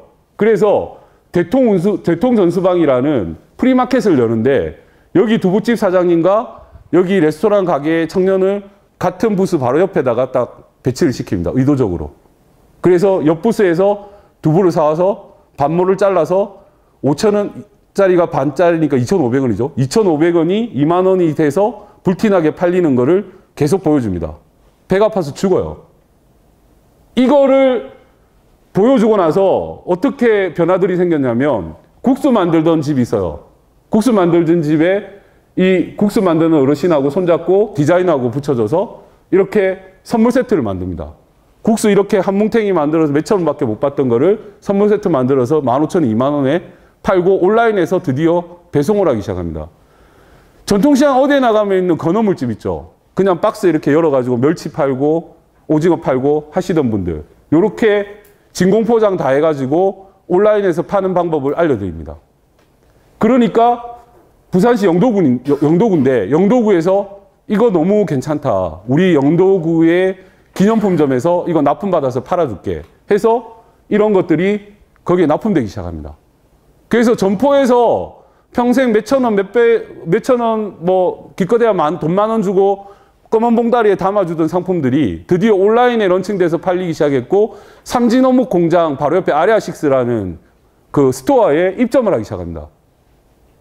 언니네 건어물이라는 브랜드를 달고. 이런 변화들이 지역에서 생기기 시작했고, 굉장히 많은 성과들을 내고 있다. 로컬에서 해야 되는 것들은 이런 것들이다. 라는 말씀을 드리고 싶고, 이 친구도 굉장히 유명한 친구예요. 인천의 계양로의 이창길이라는 친구입니다. 아마 한 번쯤은 들어보셨을 겁니다. 보은군에도 모종민 교수님 오셨는데 이 친구는 아마 안 왔던 것 같고, 보은군에 최근에 모종민 교수님 한번 오셨죠, 그죠? 이런 얘기 아마 했을 건데, 이 친구가 하는 일들이 그런 거예요. 지역에, 원래 이 친구는 제주도에서 빈집을 매입해서 게스트하우스 만들어서 운영하다가 어느 정도 운영이 되면 팔고 하는 비즈니스를 하던 친구거든요. 근데 제주도 게스트하우스 사정이 예전만큼 좋지 않습니다. 그러니까 고향인 인천으로 가서 자기가 어렸을 때 살던 동네에 입점을 합니다. 그래서 빈점포를 매입해서 계양로라는 브랜드를 런칭을 하고 지역 주민을, 여기 상인회 회장님인데 회장님을 모델로 한 계양로 맥주 같은 걸 만들어내고, 그 다음에 간판 만들던 상인분들하고 협업해서 다 목조로 된 간판들을 만들어서 이 계양로에다 쫙 입점을 시킵니다. 그러니까 전국 어디에나 있던 일반 상점가였던 계양로가 드디어 브랜드가 되기 시작했고, 계양로라는 이름으로 불리기 시작했고, 목조 간판이 쫙 붙어 있는 외관에 디자인이 돼 있는 상점가로 재탄생하기 시작합니다. 그래서 많은 로컬의 상권 활성화를 배우고 싶어하는 팀들이 여기를 방문을 많이 하죠. 결국 이 친구의 비즈니스는 뭐냐면 빈 점포를 싸게 매입해서 지금 엄청나게 가격이 올랐어요. 비싸게 팔고 있는 이런 것들을 하고 있는 거죠. 여기는 영화타운이라는 곳인데 이 친구 청년마을로 들어온 친구예요. 그러니까 군산입니다. 영화타운이 어디냐면 군산의 영화동이라는 그냥 골목으로 된 전통시장이에요. 이 전통시장에 아케이드 지원 사업도 해줬고 뭐 여러 가지 활성화 지원 사업을 했는데 결국은 이 영화타운의 점포들이 장사가 안 돼서 다 빠져나갑니다. 그래서 전통시장의 기능을 거의 못하고 있을 때 이 조근농이라는 친구가 주식회사 지방이라는 회사를 설립해서 군산에 정착을 합니다. 청년마을로 지원받은 게 양조장을 지원받아요. 양조장을 지원받아서 양조장을 만들었는데 이거를 청년들이 군산을 떠나지 않고 정착해서 살았으면 좋겠다라는 마인드로 영화타운에 자기들 친구들, 동료들, 후배들을 한 명씩 입점을 시키기 시작합니다. 그래서 영화타운에 가면 위스키바, 막걸리바, 소주집, 로바다야키 이런 술집들이 지금 한 20개 가까이가 들어갔어요. 그러면 군산에 가서 술 먹으려고 그러면 무조건 영화타운을 가야 되는 이제 그림들을 만들어낸 거죠. 그래서 도시의 브랜드를 하고 있다라는 거고, 전통시장이 이제 전통시장의 기능을 완전히 없어졌습니다. 여기는 그냥 대형 술집입니다. 청년들이 운영하는. 이렇게 지금 바뀌고 있다라는 거고, 이 친구도 굉장히 유명한 친구입니다. 공주의 재민천이라는 곳인데 어떻게 유명하냐면 이 친구가 저희 마을처럼 마을 호텔이라는 걸 하고 있는데 저희는 도시재생이라는 예산을 가져와서 공적인 개념으로 마을 호텔을 만들었다 그러면 이 친구는 철저하게 상업적으로 마을 호텔을 만든 친구예요. 원래 경기도 관광공사의 직원이었어요. 근데 이 친구가 청년마을이라는 사업을 통해서 지역으로 가서 정착을 하기 시작하는데 마침 정착했던 데가 공주 자기 처갓집입니다. 처갓집을 돌아다니다 보니까 이렇게 버려진 예쁜 한옥집을 발견합니다. 여기를 인수해서 내가 한옥 스테이를 해야 되겠다라고 해서 한옥 스테이를 열었어요. 근데 방이 4개밖에 없어요. 이 방 4개를 아무리 돌려봤자 자기가 경기도 관광공사의 직원으로 있을 때 월급의 3분의 2도 안 됩니다. 그래서 이것만 가지고는 내가 지역에 정착할 수 있는 충분한 수익이 안 나온다라고 생각하고 이 마을을 전체 한번 파는 비즈니스를 해봐야 되겠다라고 해서 마을 호텔 비즈니스를 시작합니다. 관광 전문가니까. 근데 이걸 주식회사로 만들어서 일단 제일 먼저 오픈한 게 크림이라는 카페예요. 마을에 버려진 카페를 하나 인수해서 크림이라는 카페를 운영을 하는데 이게 지역에서 쉽게 말하면 마을 호텔의 프론트 역할을 합니다. 그러니까 제민천에 투숙 하려고 그러면 여기 가서 제일 먼저 마을 지도를 사야 돼요. 사야 됩니다. 3,000원. 그냥 공짜로 주지 않습니다. 마을 지도를 사면 마을 곳곳에 맛집과 카페와 그 다음에 뭐 가볼 만한 관광지 이런 것들이 소개되어 있습니다. 그리고 여기 장사가 좀 잘 되니까 버려진 여관을 인수해서 슬로우 크루즈라는 느슨한 연대 슬로우 크루즈라는 숙소를 운영합니다. 여기는 단체를 받아요. 그러면 공동체에 오는 공동체 비즈니스를 위해서 제민천을 방문하는 분들은 크림에 가서 체크인을 하고 느슨한 크루즈나 봉황제 숙소에 예약을 받아서 투숙을 합니다. 밥은 어디서 먹냐? 지역 주민들이 운영하는 식당으로 보냅니다. 그리고 이 제민천 산책로가 하나의 자기들의 관광 코스고 그 지도에 보면 자기들이 운영하는 카페, 숙소만 소개된 게 아니라 마을의 자원들이 다 소개돼 있어요. 제일 먼저 이 친구가 시작됐던 게 이런 거였어요. 한옥 스테이에서 잠을 자는 분들이 제일 민원이 뭐냐면 바베큐를 하고 싶은데 한옥은 불을 못 피우게 하거든요. 거름도 생기고 냄새도 나고 화재 위험도 있으니까. 바베큐 좀 하면 안 되냐라는 민원을 엄청나게 많이 받았대요. 그 친구가 이런 민원을 해결하기 위해서 바로 옆에 있는 굉장히 유명한 숯불 갈비집하고 MOU를 합니다. 그냥 가면 줄을 한 30분 서야 되는데 봉황제 투숙 손님이다 하면 테이블을 좀 우선적으로 내달라. 우리가 미리 예약을 할게. 이렇게 이제 MOU를 합니다. 그래서 그쪽에 있는 손님들을 숙소에 오시는 손님들을 마을 식당으로 보내기 시작했고 그 옆에 이제 유명한 칼국수 전골, 만두 전골집으로도 보내기 시작했고 아침 먹을 때는 없어요 하니까 그 마을에 있는 기사 식당하고 제휴를 해서 우리가 손님을 보내줄 테니까 아침 식사를 좀 제공해 주면 좋겠다라고 연계를 하기 시작했고 그런 모든 상품들을 마을 지도와 여행 책자 안에다가 넣어서 이 마을 전체를 마케팅하고 있습니다. 자기들이 운영하고 있는 업소는 4군데밖에 없는데 실제로 그 마을 지도에 소개되는 데는 50개 정도의 주민들이 운영하는 사업체가 소개되고 있습니다. 근데 저는 이 주식회사 퍼즐랩이거든요. 이 퍼즐랩이 무슨 컨텐츠를 운영하는지 알고 투숙을 하잖아요. 그래서 제가 봉황제에 투숙했을 때 좀 굉장히 인상 깊었던 게 뭐냐면 저 같으면 자기의 수익을 위해서라도 얘네들이 체스넛 프렌즈라는 한옥 카페도 운영하고 있고 그 다음에 크림이라는 카페도 운영하고 있고 그 다음에 느슨한 크루즈, 봉황제 이 4개를 자기들 회사 이름으로 운영하고 있거든요. 그럼 그 회사의 수익을 위해서라도 그 4개를 제일 큰 비중으로 이렇게 맨 앞에 전진 배치해서 인쇄물을 만들겠어요. 근데 정말 감명 깊었던 건 뭐냐면 한 50개의 마을의 상점들이 소개되어 있는데 자기들이 운영하는 거나 다른 주민들이 운영하는 거하고 비중이 똑같아요. 심지어 순서도 자기들이 운영하는 건 저 뒤쪽에 있어요. 그러니까 이 친구들의 마인드는 뭐냐면 마을에 있는 모든 가게가 장사가 잘 돼야 우리 회사도 같이 성장한다라는 마인드예요. 이런 것들이 저는 굉장히 좀 배울 만한 거다라는 생각이 좀 들고요. 이 친구도 굉장히 유명한 친구입니다. 주스 컴퍼니라는 회사를 운영한 이한호 대표님인데 원래 서울 분이에요. 근데 전라도 광주에 정착을 합니다. 이거 어디에 정착을 했냐면 은성유치원이라는 유치원 건물을 매입을 해요. 근데 이 유치원이 이 마을에 아이들이 이제 안 태어나고 인구가 소멸되고 있으니까 유치원이 장사가 안 됩니다. 유치원이 굉장히 싼 값에 나왔는데 이걸 인수해서 10년 후 그라운드라는 마을 카페를 만듭니다. 10년 후 그라운드 뜻이 뭐냐라고 물어봤더니 유치원을 졸업하고 최소한 10년 정도 지나면 용돈 받아서 뭔가 카페에 올 만한 나이가 된다. 그러면 10년 후에 니네들이 여기로 와서 우리 은성 유치원 다녔던 추억을 곱씹고 이러면서 우리 마을을 좀 사랑하게 만들어 보자라는 컨셉이었대요. 그래서 여기에 마을 주민들이 만들고 있는 공예품도 전시도 하고 기념품도 놓고, 그리고 여기가 광주의 선교사 마을이랍니다. 선교사들이 맨 먼저 광주에 와서 정착했던 마을인데, 그분들이 선교사들이 만들어서 전파했던 두유를 개발해서 여기서 팔고 있습니다.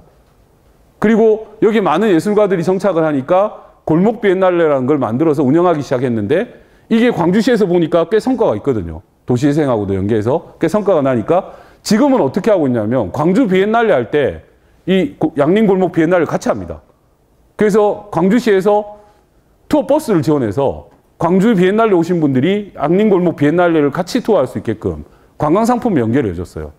그래서 이 마을이 굉장히 유명한 마을로 지금 성장해서 많은 관광객들을 유입하고 있습니다. 아무것도 없어요. 가보면 그냥 빈집 주택이 갤러리로 바뀌어 있고 작가들이 거기에 입점해서 뭔가 작품 활동하고 있고, 작품 활동하고 있는 걸 구경하고 전시돼 있는 걸 구경하고 이 10년 후 그라운드에 가서 마을에서 생산한 기념품하고 두유 사 먹고, 이게 답니다. 근데 그게 굉장한 특별한 컨텐츠로 자리 잡아서 관광객을 유입하고 있다는 거고, 제가 이거는 문경이 있을 때 좀 관여했던 건데, 경상북도에는 뭐가 있었냐면 도시청년시골파견제라는 제도가 있었습니다. 뭐냐면 대구나 부산 같은 광역시에서 경상북도에 와서 정착을 하면 1인당 2천만 원을 지원해 줄게 라는 사업이었어요. 근데 이 2천만 원도 그냥 묻지도 따지지도 않고 니네들 이걸로 밥 사 먹어도 되고 집을 구해도 되고 니네들 유흥에 써도 돼. 그냥 와서 살기만 살아. 이 제도예요. 굉장히 파격적인 제도죠. 이 친구들이 부산, 대구에 있는 7명의 청년들인데 리플레이스라는 회사를 조직해서 문경 산양면이라는 곳에 정착을 합니다.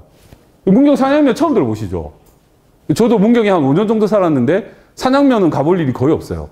관광객 입장에서는 문경 세제를 가든지 석탄박물관을 가든지, 문경읍 아니면 문경의 가은읍, 요 2개 정도만 관광객들이 가는 코스거든요. 그러니까 보온하고 똑같아요. 보온에 오면 속리산 법주사만 가고 보온에 안 오는 거죠. 근데 이 산양면은 그런 곳이었는데 이 친구들이 버려진 제시를 시로부터 인수를 받습니다. 제시를 버려 놓은 거를 자기들이 1인당 2천만 원씩 7명이 왔으니 1억 4천만 원의 창업 자금이 있으니 우리가 여기다 창업을 할 건데 시에서 이걸 좀 리모델링 하는 것만 좀 도와주세요 해서 시에서 이걸 리모델링해서 화수원이라는 곳을 인수를 받습니다. 근데 화수원에 연간 26만 명의 관광객들을 끌어들입니다. 아무도 오지 않던 산양면에 정말 농사만 짓던 곳에 엄청난 변화죠.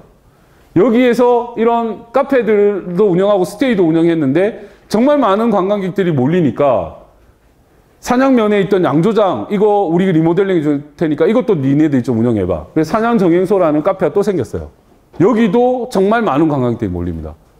그러니까 문경이라 그러면 문경세제하고 석탄박물관밖에 몰랐던 관광객들이 산양이라는 새로운 관광지가 생긴 거예요. 근데 이 친구들이 이것만 해가지고 매출을 올리는 게 아니라 여기 이 친구가 도은우라는 대표고 그 부인이 디자인하는 분이거든요. 디자인을 하기 때문에 문경을 컨셉으로 한 문경 사과 액세서리, 그 다음에 문경 세제의 양방 캐릭터를 활용한 인형, 그 다음에 뭐 문경을 모티브로 한 굿즈 이런 것들을 막 만들어서 판매하기 시작해요. 그러니까 시에서는 얘네들이 안 떠나고 문경에 정착해 줬으면 좋겠어. 그래서 이 상품들을 엄청나게 많이 구매를 해줍니다. 문경에 무슨 찻사발 축제, 사과 축제 있을 때마다 니네들 굿즈 납품해 라고 해서 용역해가지고 예산을 지원해주고, 그 다음에 문경세제 관광기념품점에 가면 얘네들이 만든 굿즈들이 다 진열이 돼 있어요. 대신 팔아주고 이런 거 합니다. 엄청나게 매출을 많이 일으키게끔 시에서 도와주는 거죠. 그러니까 이 친구들이 여러 가지 지원을 또 받을 수 있고, 그 다음에 자기들이 성과를 내기 시작하니까 지금 매장들을 한 두 개씩 더 늘리기 시작했고, 지금 문경에만 3개의 매장이 있고, 최근에는 그 옆에 있는 예천군까지 가서 예천군에서도 무슨 매장을 하나 또 운영하고 있습니다. 그러니까 이런 변화들이 지역에서 일어나고 있다는 거고, 저는 이 친구를 좀 여러분들이 한번 주목하시고 한번 기회가 되면 가보시라고 말씀드리고 싶은데, 칠곡군에 있는, 경상북도 칠곡군에 있는 무무스라는 버거집입니다. 무무스. 이 무무스가 도대체 무슨 뜻이냐? 상표가 딱 이렇게 돼 있거든요. 미음미음 히읗. 얘네들은 무무스 버거라고 불러요. 이게 무슨 뜻이냐 했더니 모든 날 매순간 행복한 사람들이란 뜻이래요. 이 친구가 자기 시댁이 칠곡이에요. 서울에서 직장 생활하다가 출산하고 육아 때문에 이제 시댁으로 정착을 하기 시작했는데 칠곡군이라는 데 와서 정착을 해보니 서울에서 먹던 수제버거를 먹고 싶은데 칠곡군에서는 수제버거를 도저히 먹을 수가 없어요. 근데 저는 잘 모르겠지만 이렇게 여자분들이 임신을 하게 되면 자기가 예전에 좋아했던 음식이 그렇게 땡긴다 그러더라고요. 그래서 신랑을 엄청 괴롭혔대요. 수제버거 좀 사와. 근데 사오면 서울에서 사오니까 막 다 굳어가지고 맛없고. 그러니까 만들어. 이래서 신랑이 드디어 레시피를 배워서 만들기 시작합니다. 근데 괜찮네? 이거 팔아볼까? 라고 시작해서 아이디어가 시작됐어요. 그래서 정말 폐교된 마을에 옛날 버려진 무슨 농산물, 농기계 창고를 얘네들이 임대해서 수제버거 머머스라는 버거를 만듭니다. 여러분들 생각에 될 것 같습니까, 이게? 예를 들어서 보은군 어디 무슨 면에 버려진 폐교된 초등학교 옆에 수제버거집이 생긴다. 엄청 대규모로. 장사가 안 돼야 되잖아요. 근데 이 친구들이 여기서 자리를 잡아서 대박을 터뜨려서 지금 여기에 칠곡군에 오는 모든 관광객들은 무조건 필수 코스가 되어버렸어요. 그렇게 자리 잡게 만든 주역들이 이분들입니다. 여기 요 분이 대표거든요. 배연아 대표님이라는 대표님이고 이분들인데 이분들이 누구냐 하면 이장님들하고 주민자치위원들, 청년회장님 이런 분들이에요. 청년들이 우리 마을에 햄버거집을 차렸다는데 우리가 얘네들이 안 망하게끔 사 먹어줘야 되지 않겠냐 라고 해서 무슨 모임이 있을 때마다 할머니들한테 수제 햄버거를 사가지고 도시락 대신 제공하기 시작합니다. 드디어 할머니들이 수제 햄버거의 맛을 알아버렸어. 어느 날 갑자기 햄버거 주세요라고 오기 시작합니다. 그러니까 얘네 배연아 대표가 한 거는 뭐냐면 명함을 제가 받았는데요. 명함이 굉장히 특이해요. 무무스 이런 거 뭐 자기들 상호 없어요. 그냥 햄버거집하고 자기 전화번호밖에 없어요. 할머니 오래 기다리셔야 되니까 요 명함을 드릴 테니까 햄버거집이라고 돼 있는 명함에 전화를 미리 하고 무슨 햄버거 주문하고 오세요. 그러면 저희가 준비해 드릴게요. 라고 홍보를 하기 시작했고요. 그 명함이 할머니들이 대부분 다 이렇게 접는 그 핸드폰에 이렇게 꽂잖아요. 그래서 명함 디자인도 보면 꽂으면 안 빼도 전화번호가 다 보이게 위쪽에 큰 글씨로 그냥 할머니들 잘 보이라고 크게 전화번호밖에 없어요. 할머니들은 그 명함에서 안 빼도 이렇게 펼쳐서 바로 전화합니다. 이렇게 소비가 시작돼서 지역에서 살아남았는데 이 친구가 전국적으로 굉장히 유명한 스타가 됐고 이 친구가 정말 잘하고 있는 건 뭐냐면 지역에서 구입할 수 있는 농산물은 웬만하면 지역에서 다 쓰겠다. 그래서 햄버거 고기를 제외한 모든 야채 들어가는 재료들은 그 지역의 로컬 생산품을 씁니다. 감자튀김 무조건 있어야 되잖아요. 그래서 칠곡에 있는 감자 농사 짓는 농부하고 계약 재배를 맺어요. 그래서 여기서 생산되는 감자는 다 우리 쪽에 주세요. 우리가 감자튀김 만들었는데 감자가 엄청 많이 소비되니까 우리가 전량을 수매하겠습니다. 라고 해서 계약을 해서 운영을 해요.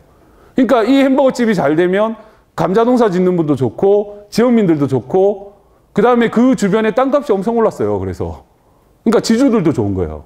이런 변화들이 일어나고 있다는 거고 이런 변화들을 일으키는 게 정말 자그마한 아이디어 우리 지역에서 햄버거가 뭔 상관이 있어? 하는 것임에도 불구하고 성공 사례로 나오고 있다는 거죠. 제가 이것도 한번 좀 보여드리고 싶었는데 안동에 버스로 기획이라는 주민 여행사가 있습니다. 제가 주민들이 하는 공동체 컨설팅을 엄청 많이 하러 가기 때문에 여기 한번 초청받아서 간 적이 있어요. 왜 버스로 기획이냐라고 물어봤더니 우리 안동에 자동차를 몰고 와서 여행을 하면 환경오염이 되니까 그냥 차 몰고 오면 세워둬라. 그러면 우리가 버스 한 대로 여러분들을 안동의 매력을 알 수 있게끔 투어를 하겠다라는 게 이분들의 전략이에요. 그래서 제가 이제 평가자 입장에서 이 투어를 팸 투어로 한번 가보고 상품성이 있는지 없는지 관광공사에서 평가를 좀 해달라 그래서 이 투어를 탑승을 했어요. 저 말고도 심사위원들 한 10명 정도가 이 팸 투어를 진행을 했었는데 버스를 타고 안동에 무슨 월령교, 무슨 서원, 뭐 안동 하회마을 이런 투어 하는 거는 다 똑같아요. 어디에서나 다 하고 있는 거잖아요. 근데 평가자들이 가장 높은 점수를 주고 인상 깊었던 코스로 꼽았던 게 뭐냐면 이거예요. 점심을 먹는데 무슨 서원에 갔다 오니까 식당을 가는 게 아니라 그 서원 앞에 있는 벤치에다가 이렇게 테이블볼을 깔아요. 그리고 차에서 와인병을 하나 꺼내서 와인을 이렇게 따라줍니다. 그리고 음식이 조금 있다가 오는데 오토바이를 타고 음식 배달하는 차가 막 오토바이 두세 대가 막 옵니다. 두세 대가 와서 음식을 막 세팅합니다. 이 음식은 뭐냐라고 물어봤더니 여러분들 혹시 여기 시골이니까 들밥 아세요? 들밥 전문점이에요. 그러니까 요즘 그 농사 지을 때 새참을 집에서 할 사람이 없으니까 식당에다 전화하면 이걸 배달해 주더라고요. 거기서 배달시켰대요. 그게 그 당시에 좀 기간이 오래됐었는데 이게 얼마짜리냐 했더니 7,000원이래요. 근데 7,000원짜리 들밥을 여기다 쫙 세팅해 주고 와인 따라주고 사진 찍어줍니다. 근데 평가자들이 가장 인상 깊었던 무슨 서원 투어, 무슨 문화재 투어 이런 건 하나도 기억이 안 나는데 다 이게 인상 깊었다고 최고 점수를 줬습니다. 이걸 얼마에 팔고 있냐라고 물어보니까 1인당 2만 원에 팔고 있대요. 관광객 입장에서 2만 원에 이걸 사 먹을 수 있겠냐? 라고 물어보면 사 먹어요. 그래서 제가 혹시나 여기 말고 다른 데서도 이걸 하고 있냐, 다른 사진 있냐 좀 보여달라고 했더니 대표가 사진을 보여주는데 노란색 황금 들판이에요. 그 황금 들판에 논두렁에다가 테이블 올려놓고 연인 둘이서 와인을 들고 사진을 찍은 걸 보여주시더라고요. 그러니까 결국은 뭔가 특별한 게 상품이 되고 특별한 게 컨텐츠가 되지 않는다는 얘기입니다. 보험군에 이런 데가 없겠습니까? 천지에 있겠죠, 그죠? 보험군에 황금 들판이 없겠습니까? 은행나무가 없겠습니까? 단풍나무가 없겠습니까? 있다는 얘기죠. 근데 그거를 상품화해서 관광객들이 이용하게끔 만드는 전략, 이런 전략들을 제대로 좀 썼으면 좋겠다라는 거고, 저희가 하고 있는 거는 CBT예요. CBT라는 게 뭐냐면 커뮤니티 베이스 투어리즘이에요. 그러니까 쉽게 말하면 관광객들이 아무리 속리산과 법주사를 다녀가봤자 우리 국민들한테는 별로 도움이 안 되니 웬만하면 우리 국민들한테 도움이 되는 여행을 좀 만들어 보자. 이게 CBT, 지역기반 관광의 핵심입니다. 그래서 쉽게 말하면 공정여행 하자는 겁니다. 그냥 문화재나 보고 자연만 즐기고 가는 게 아니라 지역민들이 운영하는 식당이나 카페 와서 돈을 소비하고 지역민들이 운영하는 민박집에서 좀 돈을 소비해서 우리 관광객들이 쓰는 돈이 지역으로 선순환 되게끔 좀 만들자라는 게 공정여행이고, 그래서 생활인구를 만들자. 그리고 마을 공동체를 이런 공정여행을 하는 비즈니스 모델을 통해서 활성화시키고, 그래야 지역 경제가 산다라는 게 CBT의 핵심입니다. 이걸 좀 하자라는 거고, 이게 이제 공정여행의 핵심입니다. 관광의 패턴이 그냥 일반적인 문화재 관광이나 뭐 법주사 같은 절만 보고 가는 이런 관광이 아니라 쓰는 경비가 현지인들한테 직접 돌아가게끔 만들고 환경을 최대한 보호하고, 이왕이면 법주사하고 속리산만 왔다 가면 관광객들하고 우리 국민들이 소통하는 기회는 전혀 없습니다. 이런 여행 말고 지역 주민과 관광객이 소통하고 이 지역에는 정말 어떤 문화가 있고 이 지역 주민들은 어떤 음식을 먹고 있고 여기서 생산되는 로컬 생산품은 뭐고 이게 뭘 사가야 진짜 내가 이 보험군의 진짜 가치를 알 수 있고 이런 것들을 주민들과 소통하면서 이 관광 소비를 하자라는 게 공정여행의 핵심이다. 이런 걸 좀 하자는 겁니다. 그렇게 하기 위해서는 매출을 일으켜서 지속적으로 수익 극대화하는 것도 필요하지만 여기서 생기는 이익이 상권이나 지역의 일자리나 지역 상생이나 이런 쪽으로 도움되는 이런 쪽으로 방향이 가야 된다. 그러면 그래야지만 지속 가능성이 생긴다라는 겁니다. 이게 조금 유식하고 고급적인 말로 얘기하면 우리가 흔히 얘기하는 ESG 경영이죠. 보험군에서 ESG 경영 하셔야 된다라는 겁니다. 이런 걸 하려고 그러면 느슨한 연대부터 시작해야 됩니다. 저희가 하고 있는 게 마을호텔이 느슨한 연대거든요. 쉽게 말하면 우리 숙소에서 잠을 잤어. 그럼 다음날 아침을 먹어야 돼. 아침 어디서 먹어야 돼요? 라고 얘기하면 우리 마을에서 운영하는 마을 식당이 있으니까 거기 가서 한번 먹어보세요. 라고 추천해 주는 겁니다. 그럼 마을 식당에서 밥 먹고 여기 커피 어디 마셔야 돼요? 그럼 마을 주민들이 운영하는 조합에서 운영하는 마을 카페들이 곳곳에 있으니 거기 한번 가보세요. 라고 추천해 주는 겁니다. 이런 게 느슨한 연대예요. 근데 이게 조금 더 광고해지면 좀 긴밀한 협력 체계가 구축이 됩니다. 저희 마을에 드디어 어떤 변화가 일어나기 시작했냐면 이제 호텔 푸푸 소요정이라는 굉장히 유명한 숙소가 있어요. 거기에 이제 20대들이 엄청나게 많이 오니까 이걸 운영하는 주인이 드디어 투숙객들한테 마을 청년이 운영하는 카페 쿠폰을, 보아사라는 카페인데 카페에 쿠폰을 2장씩 공짜로 주기 시작했습니다. 그러면 투숙객은 그 카페 쿠폰을 가지고 가면 6,000원 상당의 커피나 음료를 먹을 수 있습니다. 그러면 카페 주인은 그걸 모아놨다가 한 달에 한 번씩 숙소 주인한테 청구를 합니다. 그러면 이 숙소 주인은 한 장에 5,000원에 계산하고 이걸 결제를 해줍니다. 이런 협력 체계가 드디어 이제 구축이 됐어요.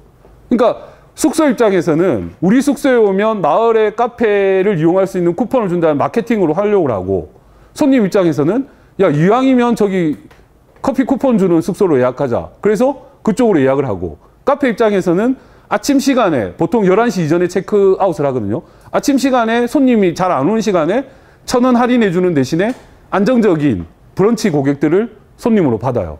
커피 쿠폰만 쓰는 게 아니라 디저트로 빵도 먹고 샌드위치도 먹고 막 하거든요. 자기 매출에 훨씬 도움이 돼요. 이런 것들을 서로 이제 협력하기 시작한 거예요. 이게 이제 연대 정신인 거죠.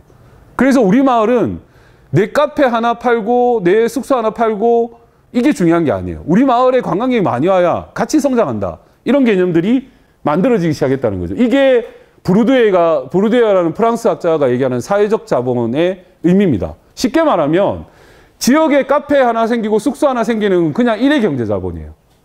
근데 관광객들은, 관광이라는 것은 루트예요, 루트. 결국 그 카페나 숙소 하나 때문에 가지 않는다는 얘기지. 카페도 가고 숙소도 가고 음식점도 가고 관광지도 가고, 이게 루트로 연결이 돼야지만 이게 상품이 되는 거거든요.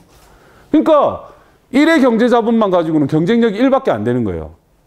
그냥 나는 카페 운영하고 있고 나는 음식점 운영하고 있고 나는 숙소 운영하고 있어요. 그것만 팔아가지고는 1밖에 안 되는 거지. 근데 이게 서로 문화가 돼. 그래서 우리는 마을 호텔이라는 문화를 형성해서 오면 잠도 잘 수 있고 카페도 이용할 수 있고 주민들이 운영하는 식당에서 밥도 먹을 수 있고 마을 해설도 들을 수 있고 마을의 컨텐츠가 하나의 문화로 자리 잡는 겁니다. 이건 이해 경쟁 자본이 되는 거거든요. 근데 이 이해문의 자본이 사회적 자본이라는 걸 형성하기 시작합니다. 사회적 자본이라는 건 뭐냐면 서로 신뢰하고 협력하고 하는 관계가 만들어지는 거죠.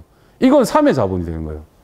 이 사회적 자본이 커지면 커질수록 다시 이런 일회 창업자들을 계속 불러 모으는 선순환 효과가 계속 나옵니다.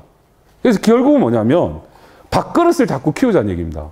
나눠 먹을 수 있는 파이를 자꾸 키워서 이거를 마을 주민들이 나눴을 때 훨씬 내 혼자 창업했을 때보다 훨씬 더 큰 그림을 만들 수 있다라는 게 이 사회적 자본의 핵심이다라는 겁니다. 이게 사회적 자본을 설명하는 그림이거든요.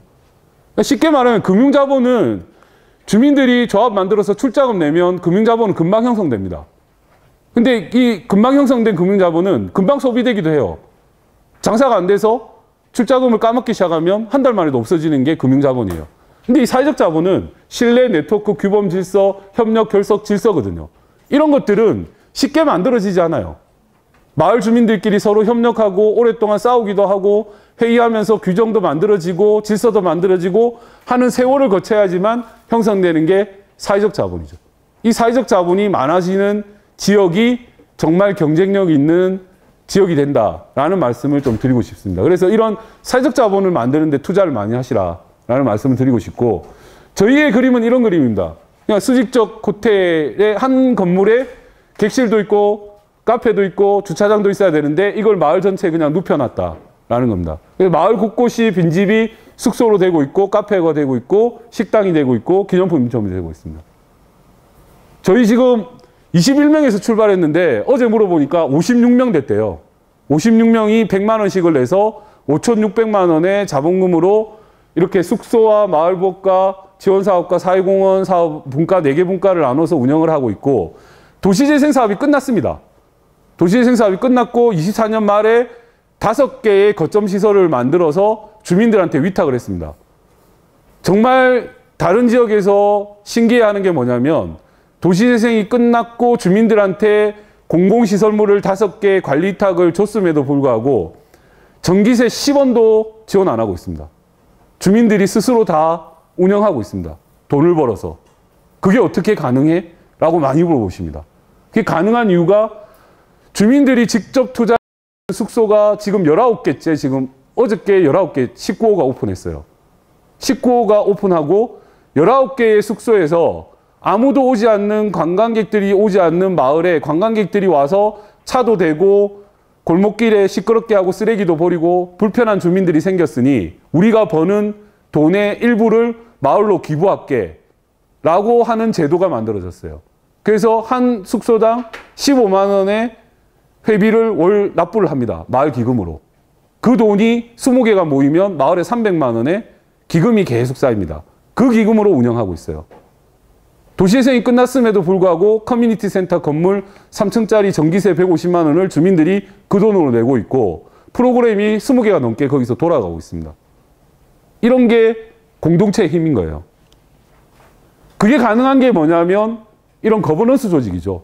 이제는 국비 공모사업이나 이 예산들이 그냥 내려오지 않는다는 얘기입니다. 공모사업을 통해서 경쟁해서 배분하는 방식으로 갖고 지자체 전문가들이 이거를 공무원들이 직접 공모할 역량이 안 되니 민간 전문가들과 협업으로 공모하기 시작했고 그 다음에 이런 것들이 주민이나 상인들이 주도하는 사회적 경제 조직으로 확산되기 시작했고 협동조합이나 마을기업 같은 것들이 만들어져서 지속 가능한 거버넌스 조직들이 만들어지고 있다는 얘기입니다. 협동조합인 개념은 이런 거예요. 그러니까 여기서 생기는 수입을 마을로 다시 환원하지 않으면 지속 가능성이 없는 겁니다. 저희의 커뮤니티 센터 의원님들은 작년에 와보셔서 아시겠지만 3층짜리 건물이고 당시에는 행정에서 150만 원의 전기세를 매월 납부하고 있었거든요. 지금 24년 12월 달 빠지고 6개월이 지났는데 전기세 10원도 안 밀리고 주민들이 다 내고 있습니다. 이게 가능한 이유가 여기서 돈을 내거든. 숙소를 만든 주민들이 우리 숙소 운영 때문에 마을 주민들이 불편해하지 마세요 라고 해서 15만 원씩 돈을 내거든요. 그 돈으로 지금 운영이 되고 있는 겁니다. 마을보호구에서도 물론 매출이 나오기 시작했고 저희가 그렸던 그림은 이런 그림이에요. CRC라고 해서 지역을 운영하는 주민들의 회사를 만드는 겁니다. 그래서 주민들이 가지고 있는 빈방을 다 숙소로 만들면 어르신들이 많은 마을이니까 저희도 65세 이상 어르신들이 46% 거의 50% 가까이 있는 마을입니다. 주민들, 이 어르신들이 빈방을 온라인 플랫폼 에어비앤비나 뭐 호텔 아고다 이런 데 올려서 팔지를 못하니 이거를 전문적으로 팔고 세탁하고 침대 세팅하고 청소하고 하는 팀을 만들어서 이걸 공동으로 운영해서 집주인들한테 이익금을 나눠주자 라는 게 저희 그림입니다. 마을 주민들이 그럼 전체 호텔리어가 된다. 그럼 도시재생 거점 시설 이런 것들은 이 마을 호텔을 운영하는 부대 시설로 쓰자가 저희 그림이었어요. 잘 안 되고 있죠. 왜냐하면 65세 이상 어르신들이 창업할 수 있는 행정적 지원을 안 해주고 있습니다. 뭐냐면 저희는 도시재생 특례에 의해서 외국인 관광 도시민박업이지만 외국인 말고 국내 관광객을 합법적으로 받을 수 있는 마을기업이거든요. 이게 보은군 같은 농어촌 지역은 농어촌 민박업이라고 해서 국내 관광객 다 받을 수 있어요. 근데 도시 지역에서 하는 민박업은 외국인 관광 도시민박업이라고 해서 외국인만 받아라거든요. 근데 도시재생에서 하는 마을기업은 국내 관광객을 받을 수 있다는 특례 때문에 저희가 굉장히 인기가 있는 마을인데 행정에서 외국인 관광 도시민박업이니까 외국어를 무조건 할 수 있어야 돼 라고 해서 외국어 테스트를 합니다. 65세 이상 어르신들이 외국어 테스트를 통과를 못하니까 오픈을 못하는 거예요. 원래 저희 계획은 도시재생 끝날 때쯤 되면 마을에 기본적으로 30개에서 40개 정도의 이런 호텔들이 생기고 이걸 전문적으로 운영하는 조합의 조합원들이 이걸 위탁받아서 운영해서 마을에 기금들이 엄청 쌓이겠다라고 생각을 했거든요. 근데 행정에서 그걸 막고 있어요. 65세 이상 어르신들이 언어를 통과를 못하니까 이걸 허가를 못 내는 거예요. 그래서 어떤 현상이 벌어졌냐면 자녀들이 돌아오기 시작했습니다. 그래서 19개 숙소 중에 한 6개가 자녀들이 돌아와서 자기가 오픈합니다. 엄마들 보고 비켜있어 내가 오픈할게 라고 해서 지금 오픈한 숙소들이 생기기 시작했습니다. 이런 게 사실은 행정에서 도와줘야 될 일들이다. 의회에서 조례로 만들고 법제화해서 적극적으로 규제 하나 해줘야 되는 시설이다라는 거. 옛날 자료라서 지도가 다 없는데 외국인 관광 도시민박업이 지금 17개 됐고요. 한옥체험업이 2개, 마을호텔이 총 19개 숙소가 어제부로 생겼습니다. 19개 숙소가 생긴다는 얘기는 아무도 오지 않던 마을에 19개 숙소의 관광객들이 머물기 시작했고 최소한의 300명의 관광객들이 마을을 돌아다니기 시작한다는 얘기입니다. 그러면 제일 먼저 생긴 업종이 카페입니다. 그래서 1년 만에 카페가 16개가 생겼고요. 카페가 생기니까 기념품점하고 체험할 수 있는 거리들이 생깁니다. 기념품점이 3개가 생겼습니다. 이게 마을을 바꾸고 있는 변화입니다. 정말 아무도 오지 않는 마을이었는데 관광객들이 지금 이렇게 많이 오고 있고 마을의 빈집들이 리모델링 돼서 숙소로 바뀌고 있습니다. 제일 많이 받는 질문, 도시재생에서 이 숙소 만드는데 얼마를 지원해 줬냐라는 질문들을 엄청 많이 받습니다. 얼마 지원해 줬겠습니까? 빵원. 도시재생은 자산 증식에 지원을 할 수가 없습니다. 본인들 집을 리모델링 하거나 하는 데는 지원할 수 없고, 도시재생에서 해준 건 뭐냐면 지저분한 골목길 정비해주고 조명 달아주고 이게 답니다. 근데 마을이 이렇게 달라졌고요. 주민들이 스스로 투자를 하기 시작했다는 겁니다. 이게 굉장한 변화다라는 말씀을 드리고 싶고, 저는 좀 마지막으로 드리고 싶은 게 말씀이 이거예요. 중간 지원 조직을 좀 잘 만드셔라. 보시면 상권 육성 분야나 도시재생 분야, 문화관광 분야, 농촌 활성화 분야, 사회적 경제 분야에 정말 많은 지자체의 다양한 형태의 중간 지원 조직들이 존재를 합니다. 근데 문제는 뭐냐면 어떻게 보면 다 똑같은 목적의 사업들을 하고 있는데 서로 연계가 안 돼요. 그리고 전문성도 굉장히 떨어져요. 도시재생 전문가들은 다 건축 토목 하시는 분들이 와 있어. 상권이나 주민들에 대한 이해가 없어요. 공동체의 사회적 경제 조직에 대한 이해가 없어요. 그러다 보니까 자기 아는 얘기만 자꾸 해요. 그러니까 건물만 자꾸 만들고 길만 자꾸 닦고 하드웨어만 집중 투자해요. 성과가 안 나는 거죠. 근데 이거를 그럼 공무원들이 할 수 있냐? 공무원들은 못 해요. 우리 아시잖아요. 1년 지나면 순환보직하고 뭐 길게 2년 있으면 또 다른 데 가야 되고 전문성이 굉장히 떨어질 수밖에 없는 거죠. 이런 조직들이 다양하게 많은데 서로 부처 간의 칸막이나 서로 중간지원 조직 간의 지원 사업을 하고 있는 예산의 출처가 다르다는 이유 때문에 똑같은 일을 하고 있음에도 불구하고 서로 협력도 안 되고 교류도 안 되고 그러다 보니까 시너지도 안 나고 성과도 안 나는 게 대부분의 지자체의 문제라는 거죠. 그래서 저는 가칭 이런 걸 좀 제안을 드립니다. 이거 정말 잘하고 있는 데가 어디냐면 수원시예요. 수원시에 가면 지속가능 도시재단이 있습니다. 수원시 지속가능 도시재단에는 누가 있냐면 상권 전문가, 도시재생 전문가, 사회적 경제 전문가, 그 다음에 농촌 전문가, 이런 전문가들이 다 포진되어 있습니다. 이분들이 국비 공모 사업을 각 부처에 상관없이 다 가져와서 부서와 협업해서 연계해서 집행하는 역할들을 합니다. 그러니까 최소한 저는 이런 조직들이 좀 필요하다라는 생각이 드는 거죠. 그러니까 도시재생이나 그 다음에 보훈군 공무원들이나 농촌 활성화나 사회적 경제 이런 쪽에 있는 다양한 중간 조직들을 서로 협업할 수 있는 TF 조직 같은 구조가 보훈군에서는 지금 필요한 단계다. 그래서 이런 협업 시스템이 구축되지 않으면, 그러니까 총체적으로 하나의 문제를 놓고 다양한 영역에서 같이 고민하지 않으면 보훈군에서 성과를 내기는 그렇게 쉽지 않을 거다라는 말씀 좀 드립니다. 그래서 여러분들이 지역 활성화를 고민하신다 그러면 이런 전문가들 많아요. 특히 지난 정부 지나면서 중간 지원 조직들이 엄청 없어졌기 때문에 도시재생센터 이런 게 70%가 없어졌어요. 그런 전문가들이 다 곳곳에서 이런 다양한 활동들을 하고 있습니다.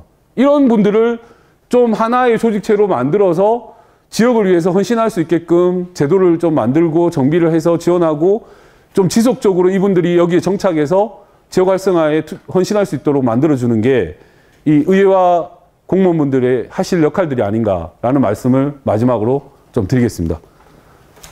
네, 너무 긴 시간이 빠듯해서요. 빠른 속도로 말씀드렸는데 잘 전달이 되셨는지는 잘 모르겠습니다. 어쨌든 우리 비대위원장님 정말 네. 공감하면서 설명을 잘 들었습니다.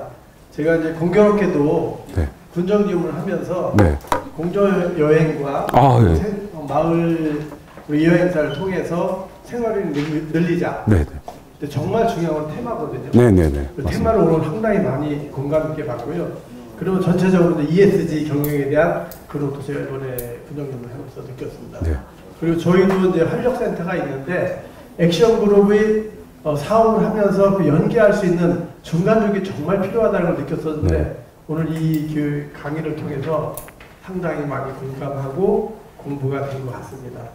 개인적으로 또 많은 질문을 드리겠습니다. 네, 감사합니다. 수고하셨습니다. 네, 감사합니다.